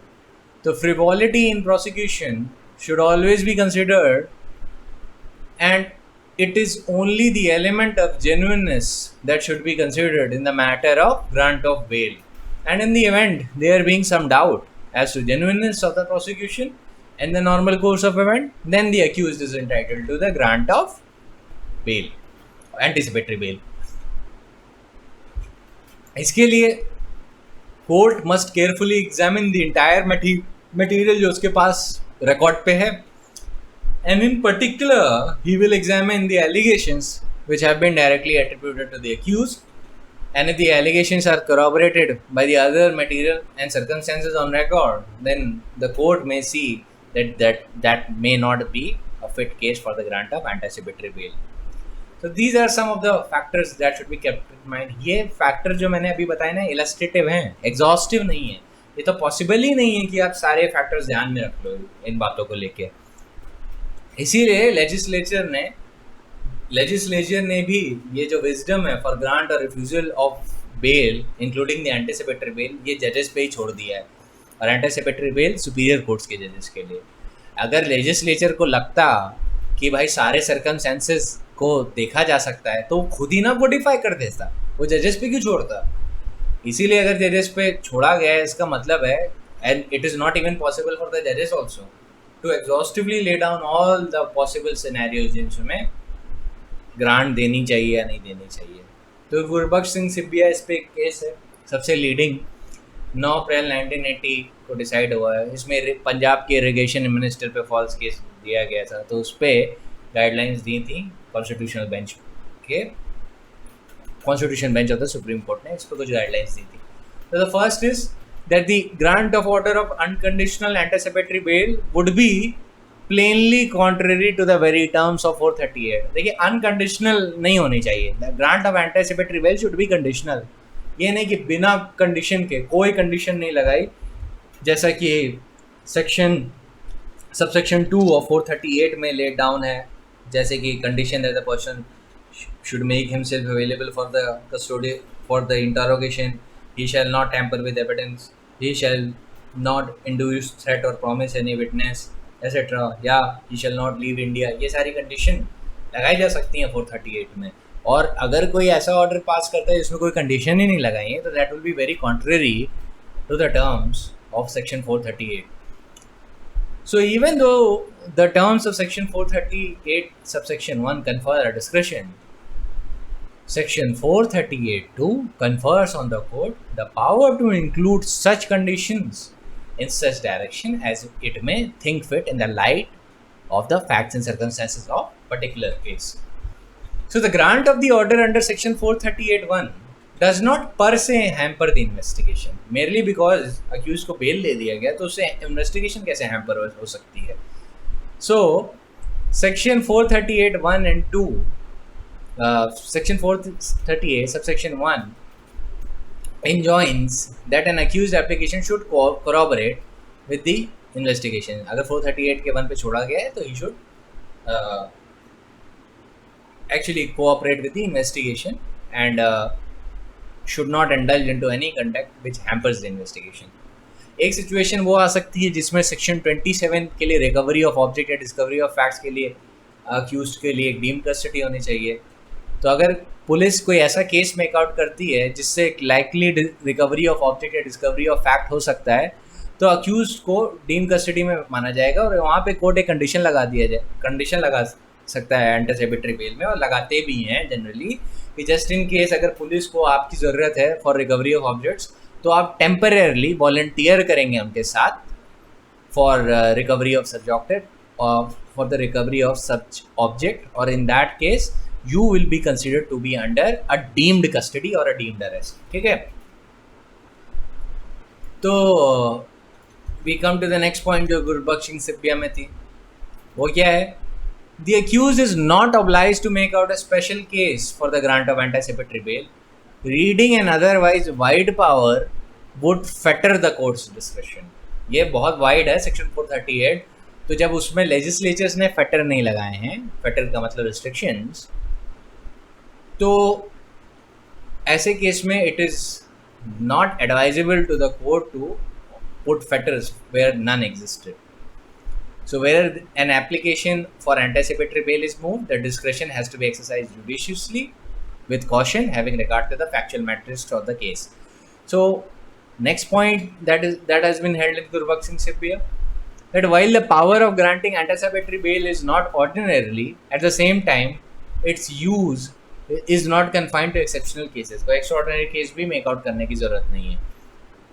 Another important point that has been held in it is that over generous introduction of constraints on power to grant anticipatory bail would render it constitutionally vulnerable, since fair procedure is a part of Article 21 and the court should not throw the provision open to challenge by reading some words into it which are not found therein. जैसे कि Punjab and Haryana high court ने extraordinary circumstances, special circumstances की बात की थी, तो जब वो सेक्शन 438 ही उसकी बात नहीं कर रहा, तो आप क्यों उसकी बात कर रहे हैं? वहाँ पे वो कंडीशंस क्यों लगा रहे हैं जो वहाँ पे हैं ही नहीं?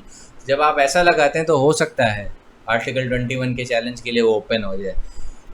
Then there is no inexorable rule that anticipatory bail cannot be granted unless the applicant is the target of malafide.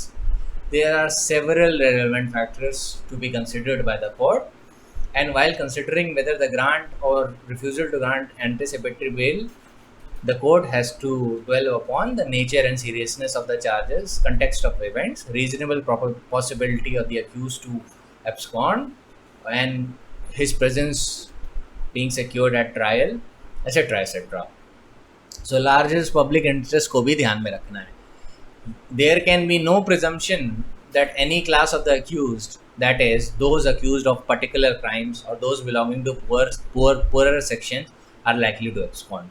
तो कोई प्रिजम्पशन आप पहले करके नहीं रखेंगे कि ये क्राइम होगा तो मैं नहीं दूंगा. आपको फैक्ट और सर्कमस्टेंसेस देखने हैं.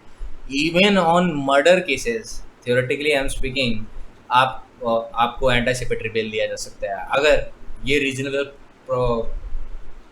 रीजनेबली आप दिखा सकें कि आपको फंसाया जा रहा है टारगेट ऑफ मैलाफाइड्स. ठीक है, तो कोई प्रिजम्पशन पहले से नहीं होता है कि ग्रेविटी ऑफ द ऑफेंस देखना है. Gravity of the offence is one of the factors, not the sole factor. एक ही फैक्टर नहीं देखा जाता, बहुत सारे फैक्टर देखे जाते हैं. इन टोटलिटी देखी जाती है और फैक्चुअल मैटर्स को ध्यान में रख के बताया जाता है. So the court should exercise their discretion while considering the applications for anticipatory bail, as they do in the case of bail. It would be unwise to divest or limit their discretion by prescribing inflexible rules of general application. तो जो bail grant में जो भी rules होते हैं उनको भी ध्यान में रखेगा. The apprehension of an applicant who seeks anticipatory bail about his imminent or possible arrest should be based on reasonable grounds and rooted on objective facts or materials capable of examination and evaluation by the court, and not based on vague or unspelled apprehensions. The grounds of seeking anticipatory bail should be examined by the High Court or the Court of Session, and it should not leave the question for decision to the concerned magistrate. मतलब lower court को आप नहीं दे सकते. ये point मैंने शुरुआत में deal किया था. पॉइंट 12 क्या है? Filing of an FIR is not a condition precedent for exercising the power under 438. It can be done on showing a reasonable belief of imminent arrest. Point 13 क्या है? Anticipatory bail can be granted even after the filing of an FIR as long as the applicant is not arrested. However, after the arrest, application for anticipatory bail is not maintainable. A blanket order for anticipatory bail should not be made. The next point of a last step, public prosecutor should be issued a notice upon considering the application under 438, and an interim order in the meanwhile can be made.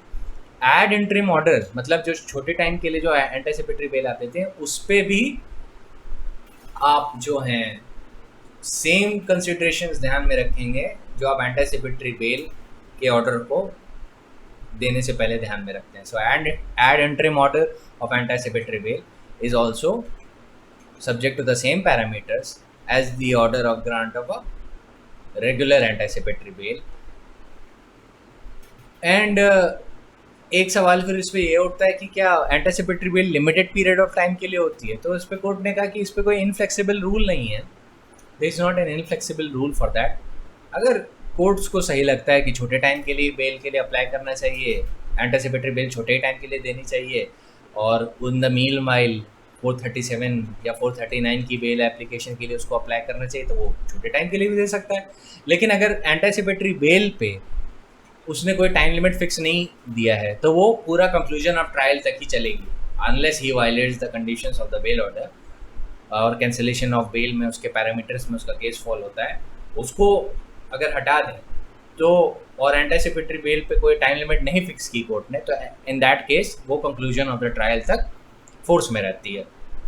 ठीक है, तो कई supreme court के judgements ने पर इंक्यूरियम ये hold कर दिया गया था कि anticipatory bail if at all it has been granted it should be only for a limited period of time. ये सारे जजमेंट्स पर इंक्यूरियम हैं, हाल ही में ओवर रूल किए गए। सो गुरबख्श सिंह सिब्बिया में हर चीज़ का ध्यान रखा गया था। In fact if I reiterate the case law of P Chidambaram versus directorate of enforcement, तो उसमें ही प्रिंसिपल एक बात बोली गई थी कि the court must keep in view that a criminal offense is not just an offense against an individual. Rather, the larger societal interest is at stake. Therefore, a delicate balance is required to be established between the two rights, safeguarding the personal liberty of the individual and the societal interest. The grant of anticipatory bail at the stage of investigation may frustrate the investigative agencies in interrogating the accused and in collecting the useful information and also the materials which which he might have conceived. Success in such interrogation would elude if the accused knows that he is protected by the order of the court. So the grant of anticipatory bail, particularly in economic offences, can definitely have a tendency to hamper an effective investigation having regard to the materials said to have been collected by the respondent, enforcement directorate, and considering the stage of investigation, anticipatory bail was refused to P. Chidambaram. ठीक है, ये बात ध्यान रखिएगा कि even though this person was a former finance minister and also a home minister in UPA government, his bail, anticipatory bail application was refused because the factual matrix indeed showed and the materials collected indeed showed that there might be graver offences involved, and his release might hamper the investigation or might not it might not be subservient to custodial interrogation. अगर accused को already पता है कि he is protected by the order of the court, then he will not cooperate with the investigation. ऐसे में regular bail application ही ठीक रहती है, and he was also released on the regular bail application. देखिए, एक मैं आपको इंटरप्रिटेशन ऑफ स्टैट्यूट का एक पॉइंट बताना चाहता हूँ कि जब भी आप इंटरप्रेट करेंगे ना कोई भी प्रोविजन, देखिए after learning everything that I can teach you here, ऐसा तो है नहीं कि मैंने आपको दुनिया में जितनी चीज़ें सारी बता दी, नहीं। So whenever you are interpreting a law, एक बात का ध्यान रखिएगा कि interpretation must depend on text and context of the statute. Text के साथ साथ आपको इस बात पे भी ध्यान रखना चाहिए कि वो किस बेसिस पे बात बोल रही है या क्या उसका हिस्टोरिकल या सोशोलॉजिकल नैरेटिव रहा होगा, एंड ये सारी चीज़ें इग्नोर नहीं की जाती हैं। अ स्टैट्यूट इज़ बेस्ट इंटरप्रेटेड जब आपको पता हो कि वो इनैक्ट क्यों हुई, उसका ऑब्जेक्ट क्या है। इसीलिए मैं आपको बोलता हूँ कि जब जुडिशियल एग्जाम में लिखें तो वेयर एट के बाद ऑब्जेक्ट लिखें, ऑब्जेक्ट के बाद केस लॉ लिखें, केस लॉ के बाद अपना कंक्लूजन लिखें छोटा सा। सो आपको ये ध्यान, अगर आपको ये पता है कि क्या नॉलेज कि क्यों स्टैट्यूट आई या क्यों वो प्रोविज़न आया, तो स्टैट्यूट आप फिर पहले तो सेक्शन बाय सेक्शन पढ़िए, क्लॉज बाय क्लॉज पढ़िए, फिर फ्रेज बाय फ्रेज और फिर वर्ड बाय वर्ड पढ़िए। इफ़ अ स्टैट्यूट को आप आइसोलेशन में देखेंगे या एक ही सेक्शन को ध्यान में रखेंगे, उसको टेक्स्ट बना देंगे विदाउट एनी कंटेक्स्ट, तो ऐसे केस में you will arrive at a wrong conclusion. So आपको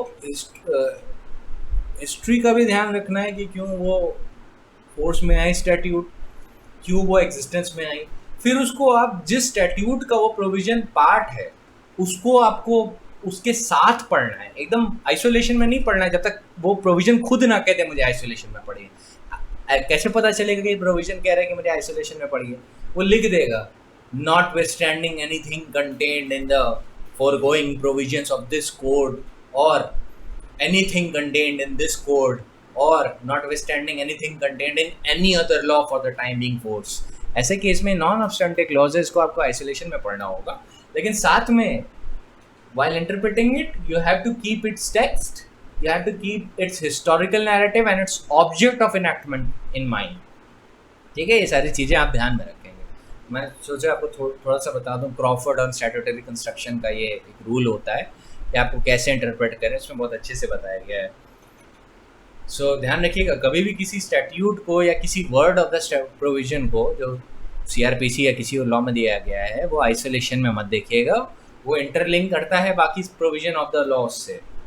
वो सिर्फ CRPC के अंदर ही नहीं इंटरलिंक है। CRPC का एक केस इन पॉइंट ले लेते हैं तो CRPC सिर्फ अपने से इंटरलिंक नहीं करती, वो IPC पे भी जाती है, वो एविडेंस पे भी जाती है, वो UAPA एक्ट में जाएगी, वो NDPS एक्ट में जाती है, वो बहुत जगह जाती है। तो ये क्रॉस इंटरलिंकिंग आपको एक होलिस्टिक अप्रोच इसमें अपनानी पड़ेगी। आप कभी भी उसको आइसोलेशन में मत इंटरप्रेट करेगा। तभी मैं जब भी कोई बात बताता हूँ मैं उसको क्वालिफाई करता हूँ कि इन सर्कमस्टेंसेस पे ये आंसर होगा। मैं कभी ये नहीं बताता हूँ कि यही यूनानिमस आंसर है जब तक वो यूनानिमस आंसर सच में ना हो।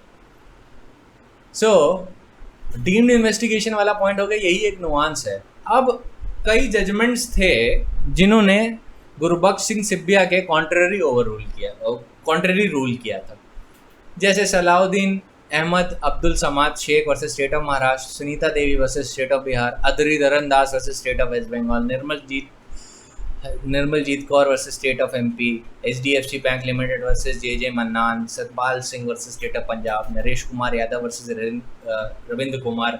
इन्होंने इन जजमेंट्स ने और इन पे रिलाय करने वाले बाकी के हाई कोर्ट्स के जजमेंट और सुप्रीम कोर्ट के भी जजमेंट, इन्होंने एंटीसिपेटरी बेल में रिस्ट्रिक्टिव कंडीशंस लगा दी थी और ये बोल लिया था कि एंटीसिपेटरी बेल लिमिटेड टाइम के लिए होंगी, एक्स्ट्राऑर्डिनरी केस लगाना होगा, बहुत रिस्ट्रिक्टिव कंडीशंस लगाई जाएंगी या वो लिमिटेड है पीरियड ऑफ टाइम पे।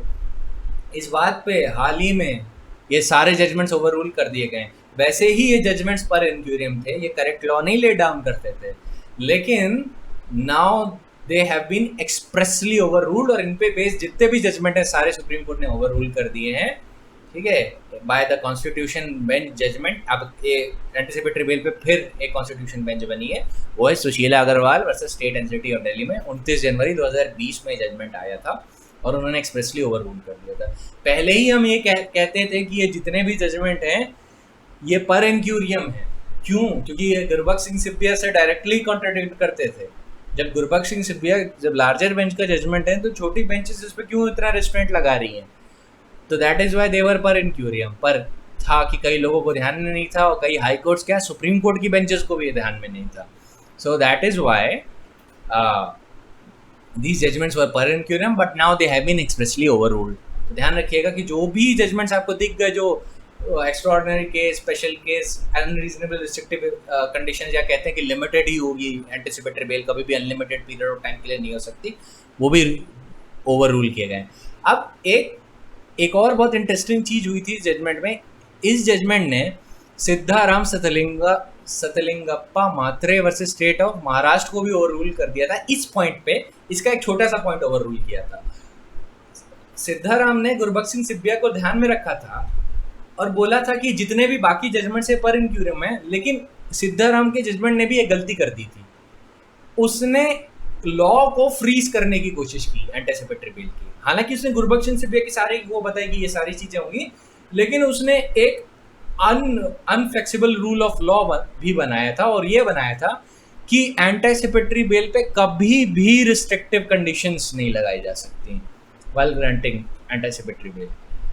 अधरीधरन दास और बाकी के जजमेंट्स थे जो पहले एक्सप्रेसली ओवररूल हुए, उन्होंने ये अनफ्लेक्सिबल रूल ऑफ लॉ ये बनाया था कि आप किसी भी हाल में इन एनी सर्कमस्टेंस आप रिस्ट्रिक्टिव कंडीशन लगाएंगे ही लगाएंगे। सिद्धाराम सतलिंगप्पा मात्रे वर्सेस स्टेट ऑफ महाराष्ट्र में उसने उल्टा कर दिया कि वो कभी भी आप रिस्ट्रिक्टिव कंडीशन नहीं लगा सकते। तो यहाँ पे कोर्ट ने कहा इस पॉइंट पे तो हमें सतलिंगप्पा के जजमेंट को भी ओवररूल करना पड़ेगा, क्योंकि ये फैक्टर सर्कमस्टेंसेस पे देखा जाएगा कि रिस्ट्रिक्टिव कंडीशंस लगाएं या नहीं लगाएं। तो जो भी जजमेंट लिमिट कर रहे थे और एब्सोल्यूट बना रहे थे वो ओवर रूल हो गए किसी इस लॉ के पॉइंट को। ठीक है, एक एक एक पॉइंट ऑफ व्यू कह रहा था कि आप कोई भी रिस्ट्रिक्टिव कंडीशन आप जब भी ग्रांट करेंगे एंटीसिपेटरी बेल, तो you have to impose restrictive conditions, you have to limit the time period. और इसके अलावा वरना आप एंटीसिपेटरी बेल का ऑर्डर दे ही नहीं सकते। उनको तो ओवर रूल कर दिया, तो समझना आसान था, गुरबख्श सिंह सिब्बिया का सीधा वायलेशन था। लेकिन सिद्धाराम के जजमेंट ने ये तो गुरबख्श सिंह सिब्बिया का सारा वो तो बताया कि हाँ ये सारी चीजें, पर उसने भी एक इनफ्लेक्सिबल रूल ऑफ लॉ ये दे दिया कि no restrictive conditions at all can be impose.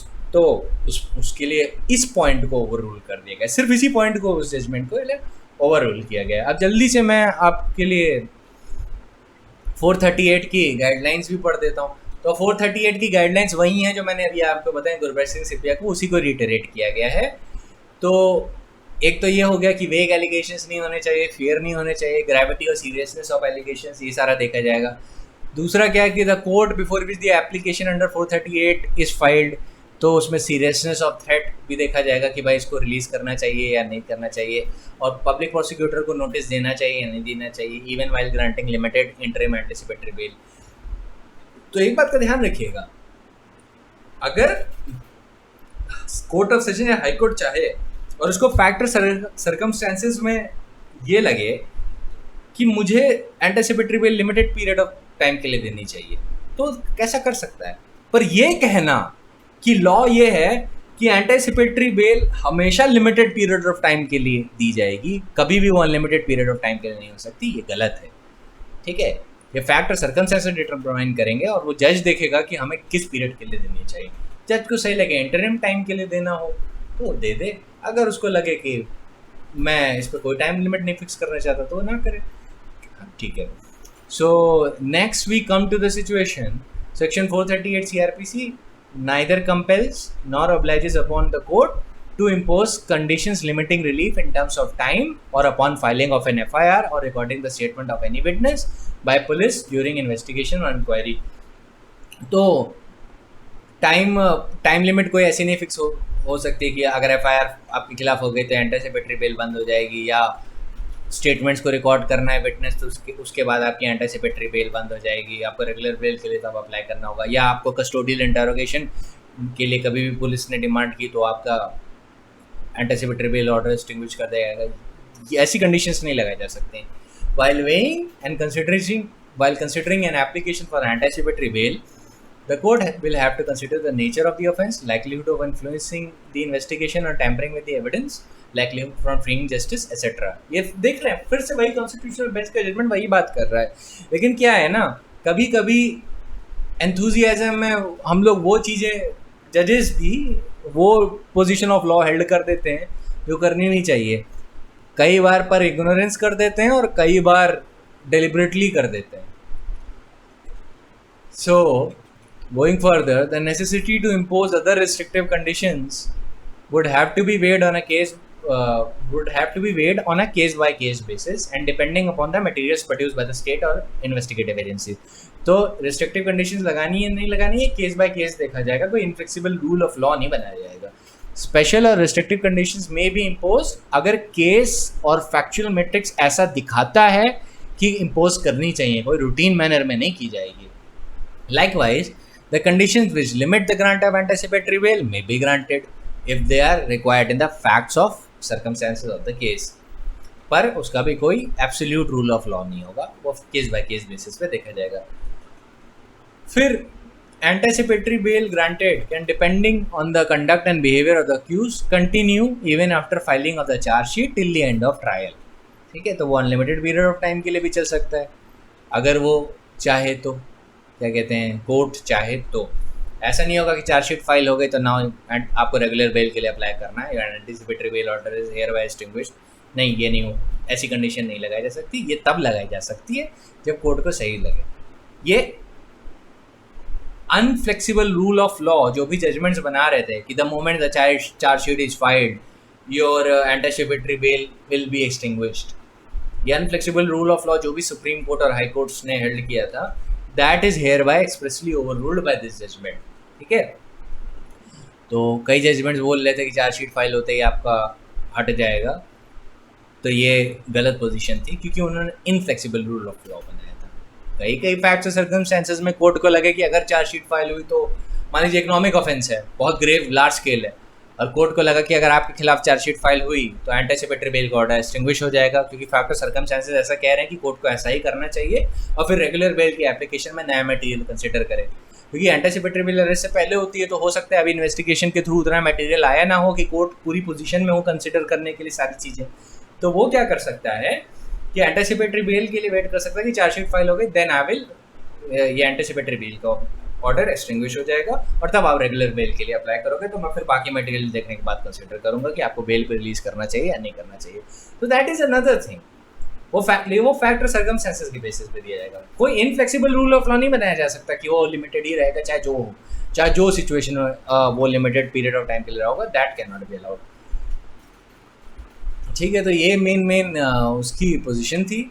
और पुलिस ऑफिसर और इन्वेस्टिगेटिव एजेंसीज तो चाहे जिसको एंटीसिपेटरी बेल ग्रांट की गई है तो वो डायरेक्शन मांग सकती है सेशन जज हाई कोर्ट से अंडर 439 सबसेक्शन 2 कि अगर वो एब्सकॉन्ड कर गया, इन्वेस्टिगेशन से कोऑपरेट नहीं कर रहा, इंटिमिडेट कर रहा है विटनेसेस को, एविडेंस को टैम्पर कर रहा है, तो ऐसे केस में वो कैंसिलेशन ऑफ बेल के लिए अप्लाई कर सकते हैं। और कैंसिलेशन ऑफ बेल के क्या पैरामीटर्स हैं, आई ऑलरेडी टोल्ड यू।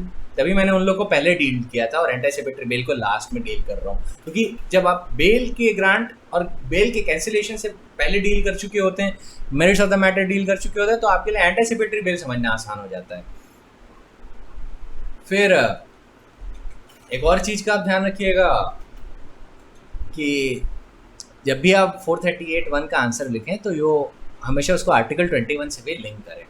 ठीक है, abuse of the process of power और सारी चीज़ों को आप ध्यान में रखें। एक और चीज़ का आप ध्यान रखिएगा कि मेरली बिकॉज 437 के कंडीशंस इम्पोज किए जा सकते हैं 438 ऑफ द CRPC में, इसका मतलब ये नहीं है कि एंटीसिपेटरी बेल सिर्फ उन्हीं केसेस में दी जा सकती है जो 437 पर अप्लाई करते हैं।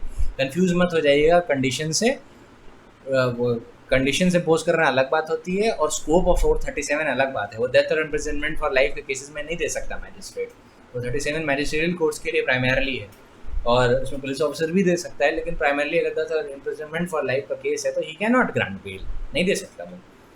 तो ये मत समझ लीजिएगा डेथ और इम्प्रिजनमेंट ऑफ लाइफ का केस होगा तो 438 में बेल नहीं दी जा सकती। ऑलराइट, फिर कुछ दिल्ली हाईकोर्ट की भी गाइडलाइंस है सम्राट Singh Narula versus state and city of Delhi में, तो ये भी सेम चीज़ ही रीइटरेट कर रहे हैं और कुछ इन्होंने अलग बात नहीं बोली है, लेकिन मैं जो दिल्ली की तैयारी कर रहे हैं या प्रैक्टिकल स्टेट्स की तैयारी कर रहे हैं वो ज़्यादा बेनिफिट कर लेंगे दिल्ली हाईकोर्ट के जजमेंट से।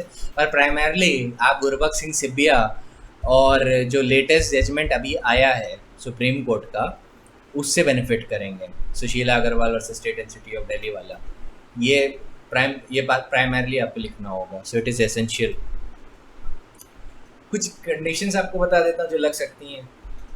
आप you will be available for custodial interrogation, अगर वो चाहें तो अरेस्ट नहीं होंगे, पर अगर वो पूछताछ करना चाहें तो आप आंसर करेंगे। You shall also appear and join investigation if so required. आप अपना एड्रेस नहीं चेंज करेंगे, ये भी लगाई जा सकती है। आप अपना पासपोर्ट सरेंडर करेंगे, ये भी लगाया जा सकता है। In case of violation of bail condition जो भी कोर्ट ने लगाई हैं, अगर उनका आपने वायलेशन किया तो आपकी बेल कैंसिल हो जाएगी। सारी चीज़ें लगाई जा सकती हैं।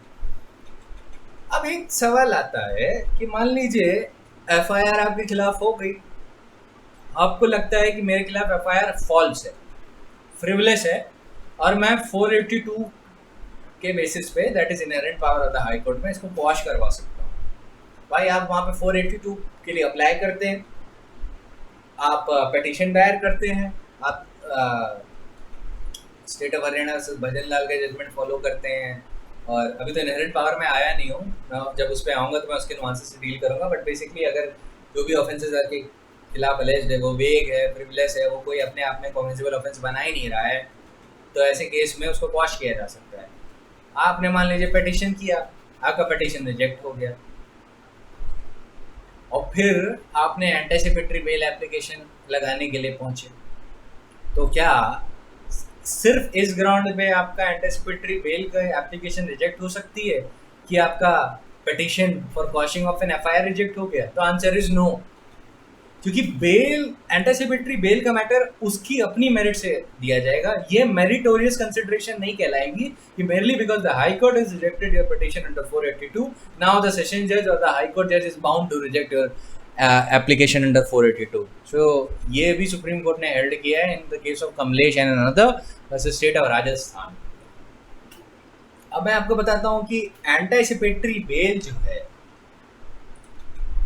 इसमें एंटीसिपेटरी बेल में ट्रांजिट बेल भी शामिल है. You can even claim anticipatory transit bail if you want. कि मान लीजिए आपको ये डर हो कि आप जो केसेस हैं वो यूपी में फाइल होगा, कोई फॉल्स केस यूपी में एलेज कर रहा है, आप दिल्ली में रिजाइड करते हो, तो आपको ये डर है कि यार मेरे खिलाफ फॉल्स केस हो जाएगा, मैं ज़बरदस्ती अरेस्ट हो जाऊंगा, मान लीजिए FIR हो गई है, तो आप क्या कर सकते हो कि दिल्ली में ही जहाँ रहते हो, जिस भी हाई कोर्ट में रहते हो, हाई कोर्ट के जुरिडिक्शन के अंडर रहते हो, तो आप उसी को अप्लाई कर सकते हो या उसी सेशन जज को अप्लाई करते हो जिसके टेरिटोरियल जुरिडिक्शन में आप आते हो एंटीसिपेटरी बेल के लिए. और आप उसमें ये प्रे कर सकते हो कि मैं रेगुलर बेल के लिए अप्लाई करना चाहता हूँ उस हाई कोर्ट के जुरिडिक्शन में या उस सेशन जज के जुरिडिक्शन में जहाँ पे मेरे खिलाफ FIR हो सकती है या हुई है, या जिन ऑफेंसेस के खिलाफ आपको लगता है आप एलिज किए जा सकते हैं. आप एंटीसिपेटरी ट्रांजिट बेल भी अप्लाई कर सकते हैं और कैसे for a limited period of time मुझे बेल दे दीजिए, जिससे मैं रेगुलर बेल एप्लीकेशन उन हाई कोर्ट्स या सेशन जज की जुरिडिक्शन में अप्लाई कर पाऊँ जहाँ पे मेरे खिलाफ FIR है. ठीक है, so you can also do that. अच्छा, मैं ये जो आपको बता रहा हूँ इस पे भी काफ़ी केसेस हैं एंटीसिपेटरी ट्रांजिट बेल पे, तो जो लोग थियोरेटिकल स्टेट की तैयारी कर रहे हैं उनके लिए तो ये ज़रूरी है नहीं, लेकिन दिस कैन बी डन. अब हनीप्रीत इंसान, आपको क्या नाम है, जो राम रहीम वाला जब केस हुआ था ना, तो जब पंचकुला में राइट्स हुए थे तो ये एब्सकॉन्ड कर गई थी. एक बात ध्यान रखिएगा, एब्सकॉन्डर को और ऑफेंडर को, जो मान लीजिए प्रोक्लेमेशन हो गया जिसके खिलाफ और या कोई एब्सकॉन्ड कर गया है, वो एंटीसिपेटरी बेल के लिए अप्लाई करता है, तो उसको जनरली एंटीसिपेटरी बेल नहीं दी जाती है. तो ये कोर्ट कहता है कि आप तो पहले ही एब्सकॉन्ड कर गए, you have been declared to be a proclaimed offender, आप आ नहीं रहे समन्स पे या वारंट पे, तो आपको क्यों बेल पे रिलीज करें, यू शुड बी अरेस्टेड. ऐसा हो सकता है. सो जब हनीप्रीत इंसान ने दिल्ली में एंटीसिपेटरी बेल के लिए अप्लाई किया था, उसने यही ग्राउंड लिया था कि मेरी जान खतरे में है, मुझे 3 हफ्ते के लिए एंटीसिपेटरी ट्रांजिट बेल दे दीजिए, जिससे मैं high court of Punjab and Haryana में अप्लाई कर पाऊँ, so that I can apply to the court of competent jurisdiction for regular bail. मेरे 3 हफ्ते के लिए एंटीसिपेटरी बेल दे दीजिए, इससे मैं वहाँ पे जाके अप्लाई कर पाऊँ बेल के लिए. तो दिल्ली हाई कोर्ट ने क्या कंसिडर किया, दिल्ली हाई कोर्ट ने कुछ चीज़ें देखी. क्या चीज़ें देखी कि जो हनीप्रीत इंसान है, ये तो ना इन्वेस्टिगेशन इन्होंने कोऑपरेट किया इन्वेस्टिगेशन से, ना इन्होंने सरेंडर किया, ये उल्टा भाग गई. ऊपर से जो चार्जेस इनके पास हैं वो बड़े ग्रेव हैं. हनीप्रीत का सिर्फ लॉयर ही कोर्ट में प्रेजेंट था, ये नहीं प्रेजेंट थी, तो साथ में वो अरेस्ट को इवेट कर रही हैं. तो कोर्ट ने लॉयर से पूछा कि अगर हम, इन्हीं के हनीप्रीत के लॉयर से पूछा कि अगर हम ये ऑर्डर दे दें 438 में एंटीसिपेटरी ट्रांजिट बेल का, तो क्या इन that situation will she cooperate with investigation और सरेंडर. तो लॉयर ने एक जवाब दिया कि मेरे पास इसके लिए कोई इंस्ट्रक्शन नहीं है, मुझे बस इतना बोला गया है कि मैं आपके सामने एंटीसिपेटरी ट्रांजिट बेल के लिए आर्ग्यू करूं, मुझे ये इंस्ट्रक्शन नहीं दिया गया है कि अगर आप प्रोटेक्शन एक ग्रांट करते हैं तो मैं इन्वेस्टिगेशन से कोऑपरेट करूंगी इन दैट सिचुएशन. क्लाइंट ने मुझे ऐसा नहीं बताया. तो हाई कोर्ट ने सीधे रिजेक्ट कर दिया उसके बाद. और फिर हाई कोर्ट ने यही सारे ग्राउंड्स देखे, ग्रेव चार्जेस हैं, ये एब्सकॉन्ड हैं, भागी हुई हैं, सरेंडर भी नहीं कर रही, ना आपने लॉयर को ऐसा इंस्ट्रक्शन दिया, तो it will not be wise to grant her anticipatory bail in that situation. एक चीज़ का और ध्यान रखिएगा, SC/ST एक्ट में आपको एंटीसिपेटरी बेल नहीं दी जाती है. अगर प्राइमा फेसाई केस आपके खिलाफ इस्टेब्लिश हो गया है, Prithviraj Chauhan versus union of India 10 फरवरी 2020 को डिसाइड हुआ है, जो सुभाष काशीनाथ महाजन का जजमेंट था उसमें जो डायरेक्शंस थे अब रिकॉल हो गए, ये बात याद रखिएगा। लेकिन जिन भी केसेस में प्राइमा फेसाई केस ही नहीं लगता है, तो SC/ST एक्ट में जो बार है ना सेक्शन 18 और सेक्शन 18A क्लॉज 1 का, वो नहीं अप्लाई करेगा। तो ऐसे केस में you can claim anticipatory bell. और एक्सेप्शनल केसेस में 482 में क्वॉशिंग ऑफ द FIR के लिए भी अप्लाई कर सकते हैं। SC/ST एक्ट की बात कर रहा था। So since now we are primarily done with all the nuances that are in anticipatory bail, I will just read the section for you and tell you कि क्या क्या इसमें मैंडेटरी है सेक्शन 438 में। तो रीजन टू बिलीव होना चाहिए, ये आप मार्क कर लीजिए। नॉन बेलेबल ऑफेंस होना चाहिए, ये मार्क कर लीजिए सबसेक्शन 1 में। हाई कोर्ट और court of session, concurrent jurisdiction, ये मार्क कर लीजिए। फिर फैक्टर्स क्या कंसिडर होंगे, nature and gravity of the accusation, case log से भी सप्लीमेंट करिएगा। और साथ में देखिए लेजिस्लेचर ने यही ग्राउंड्स बता दिए कि ये भी ग्राउंड्स आप कंसिडर करिएगा। क्या है वो, nature and gravity, antecedents of the accused, facts whether he has suffered a conviction and imprisonment on a previously committed cognizable offence, possibility to flee from justice, and whether the accusation is made with the object of injuring और humiliating him. फिर आगे क्या कहता है कि either court can reject the application forthwith or issue an interim order for the grant of anticipatory bail. interim order है, इसको कहते हैं ad interim grant of anticipatory bail। ये छोटे टाइम के लिए दी जाती है कि जिससे आप पब्लिक प्रोसिक्यूटर को एक हियरिंग का भी मौका दो जब ये आपकी फाइनल हियरिंग हो रही हो। प्रोवाइडेड दैट जहाँ पे हाई कोर्ट और कोर्ट ऑफ सेशन ने कोई इंटरिम ऑर्डर पास ही नहीं किया है, तो आपका जो officer in charge of police station है वो आराम से अरेस्ट कर सकता है एप्लीकेंट को अगर वो वहाँ पे प्रेजेंट है।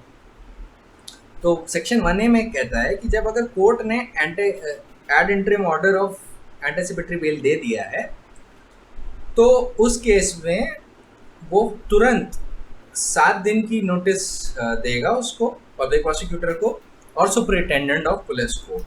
ठीक है, इसको भी आप मार्क कर लीजिए, ये थोड़ा इंपॉर्टेंट है। पब्लिक प्रोसिक्यूटर 7 दिन और सुपरिटेंडेंट ऑफ पुलिस, ये प्रीलिम्स के पर्पज से इंपॉर्टेंट है। और किस लिए करेगा, जिससे उनको एक रीजनेबल, जैसे पब्लिक प्रोसिक्यूटर को एक रीजनेबल अपॉर्चुनिटी मिल जाए हियरिंग के लिए।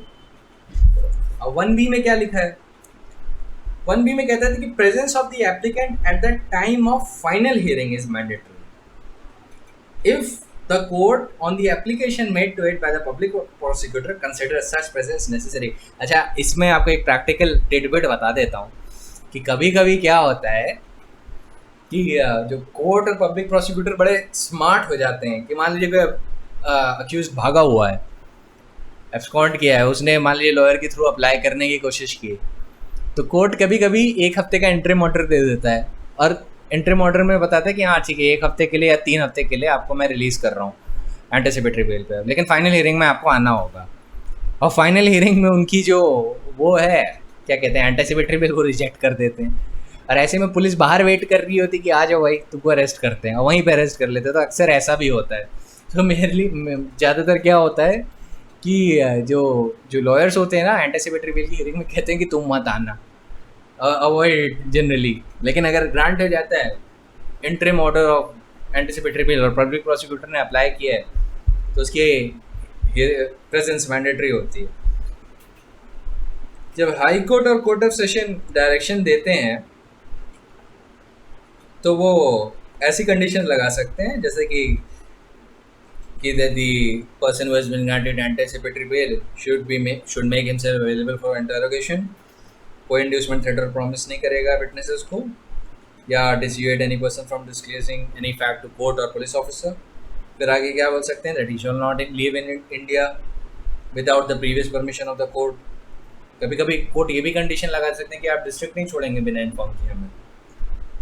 4 है कि सच कोई भी ऐसी कंडीशन जो सबसेक्शन 3 ऑफ द 437 में लगाई जा सकती है। तो सबसेक्शन 3 ऑफ द 437 हम लोग पहले ही कर चुके हैं।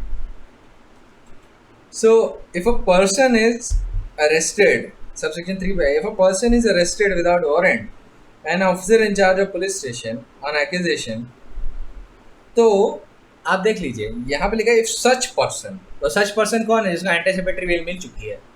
तो अगर उसको अरेस्ट किया गया and he is prepared at the time of the arrest while in custody to give such officer bail, he shall be released on bail. तो ये वाली जो बेल है ना, इसका मतलब है कि एंटीसिपेटरी बेल कब फोर्स में आएगी, एंटीसिपेटरी बेल के जो भी कंडीशंस हैं जैसे श्योरिटी और बाकी सारी चीज़ें, बेल बॉन्ड्स क्या होंगे, श्योरिटी अमाउंट क्या होगा, तो फिर अगर उसके हिसाब से वो बेल पे रिलीज़ करने के लिए वो अरेस्ट हो गया और वो बेल देने के लिए राज़ी है, एंटीसिपेटरी बेल की जो श्योरिटी और बाकी कंडीशन है, तो वो तुरंत रिलीज कर दिया जाएगा। इससे एक और आपको हिंट मिलता है कि anticipatory bail does not mean freedom from arrest.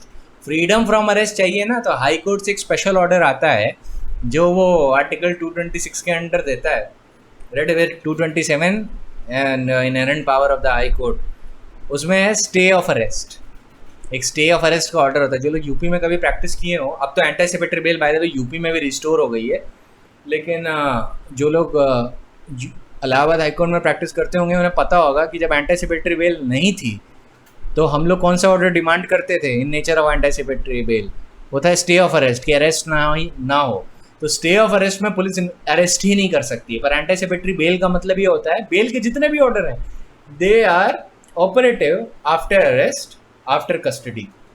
तो the moment you are arrested and bail की कंडीशंस के साथ जो भी फिक्स की गई हैं, तो जो भी बेल बॉन्ड्स आपको एग्जीक्यूट करने हैं, you are ready to do that, आपको तुरंत छोड़ दिया जाएगा। ठीक है, इसीलिए मैंने आपको शुरुआत में बताया था, never confuse anticipatory bail with freedom from arrest, वो अलग ऑर्डर होता है, stay of arrest high court ही दे सकता है वो। सो हाँ, फिर आगे चलते हैं। फिर if a magistrate taking cognizance of such offence decides to issue a warrant in the first instance against the person, तो वो bailable warrant करेगा। इसीलिए मैंने बोला था merely because the cognizance is taken and the process has been issued, इसका मतलब ये नहीं कि anticipatory bail अब extinguish हो गई। यहाँ पे जो judicial magistrate है वो bailable warrant ही execute करेगा, non bailable warrant नहीं कर सकता अगर anticipatory bail पे release कर दिया गया है, because magistrate can never in any situation override the jurisdiction or override the powers of session judge or the high court। अब एक सेविंग क्लॉज आया है अंडर सबसेक्शन 4 ऑफ 438 जो कहता है 376 AB DA 376 सबसेक्शन 3 और DB के केसेस में आपको एंटीसिपेटरी बेल नहीं मिलेगी। तो ये ऑफेंसेस हैं, टेक्निकली इसका एक्सटेंशन पॉस्को केसेस में भी होना चाहिए, क्योंकि ये जो भी रेप ऑफेंसेस हैं ये सारे 16 साल या 12 साल से कम उम्र के IPC में तो ये वुमेन के बच्चियों के खिलाफ हैं। If a child is under 12 और 16 ईयर्स ऑफ एज, उसके खिलाफ गैंग रेप एसेट्रा, इन सारे चीज़ों का अगर एलिगेशन है तो ये सिचुएशन अप्लाई करते हैं अंडर सबसेक्शन 376 AB DA और DB। ठीक है, तो इन सारी चीज़ों का ध्यान रखिएगा। तो ये थे नुआंसेस आपके एंटीसिपेटरी बेल के। चूँकि ये इसलिए इतना आराम से कंप्लीट हो गया क्योंकि आपको merits of the bail matter पहले से पता है और cancellation of the bail matter उसके बाद पता है। तो आपको जब ये दोनों पता हो गया है तो अब आपके लिए एंटीसिपेटरी बेल के नुआंसेस समझना आसान है। अगर आप इसको पहले ले लेते तो बिना मेरिट्स ऑफ बेल जाने, बिना जनरल बेल को जाने एंटीसिपेटरी बेल को समझना बहुत कठिन होता है। So I will be providing you with the notes in the study section. That's all for today.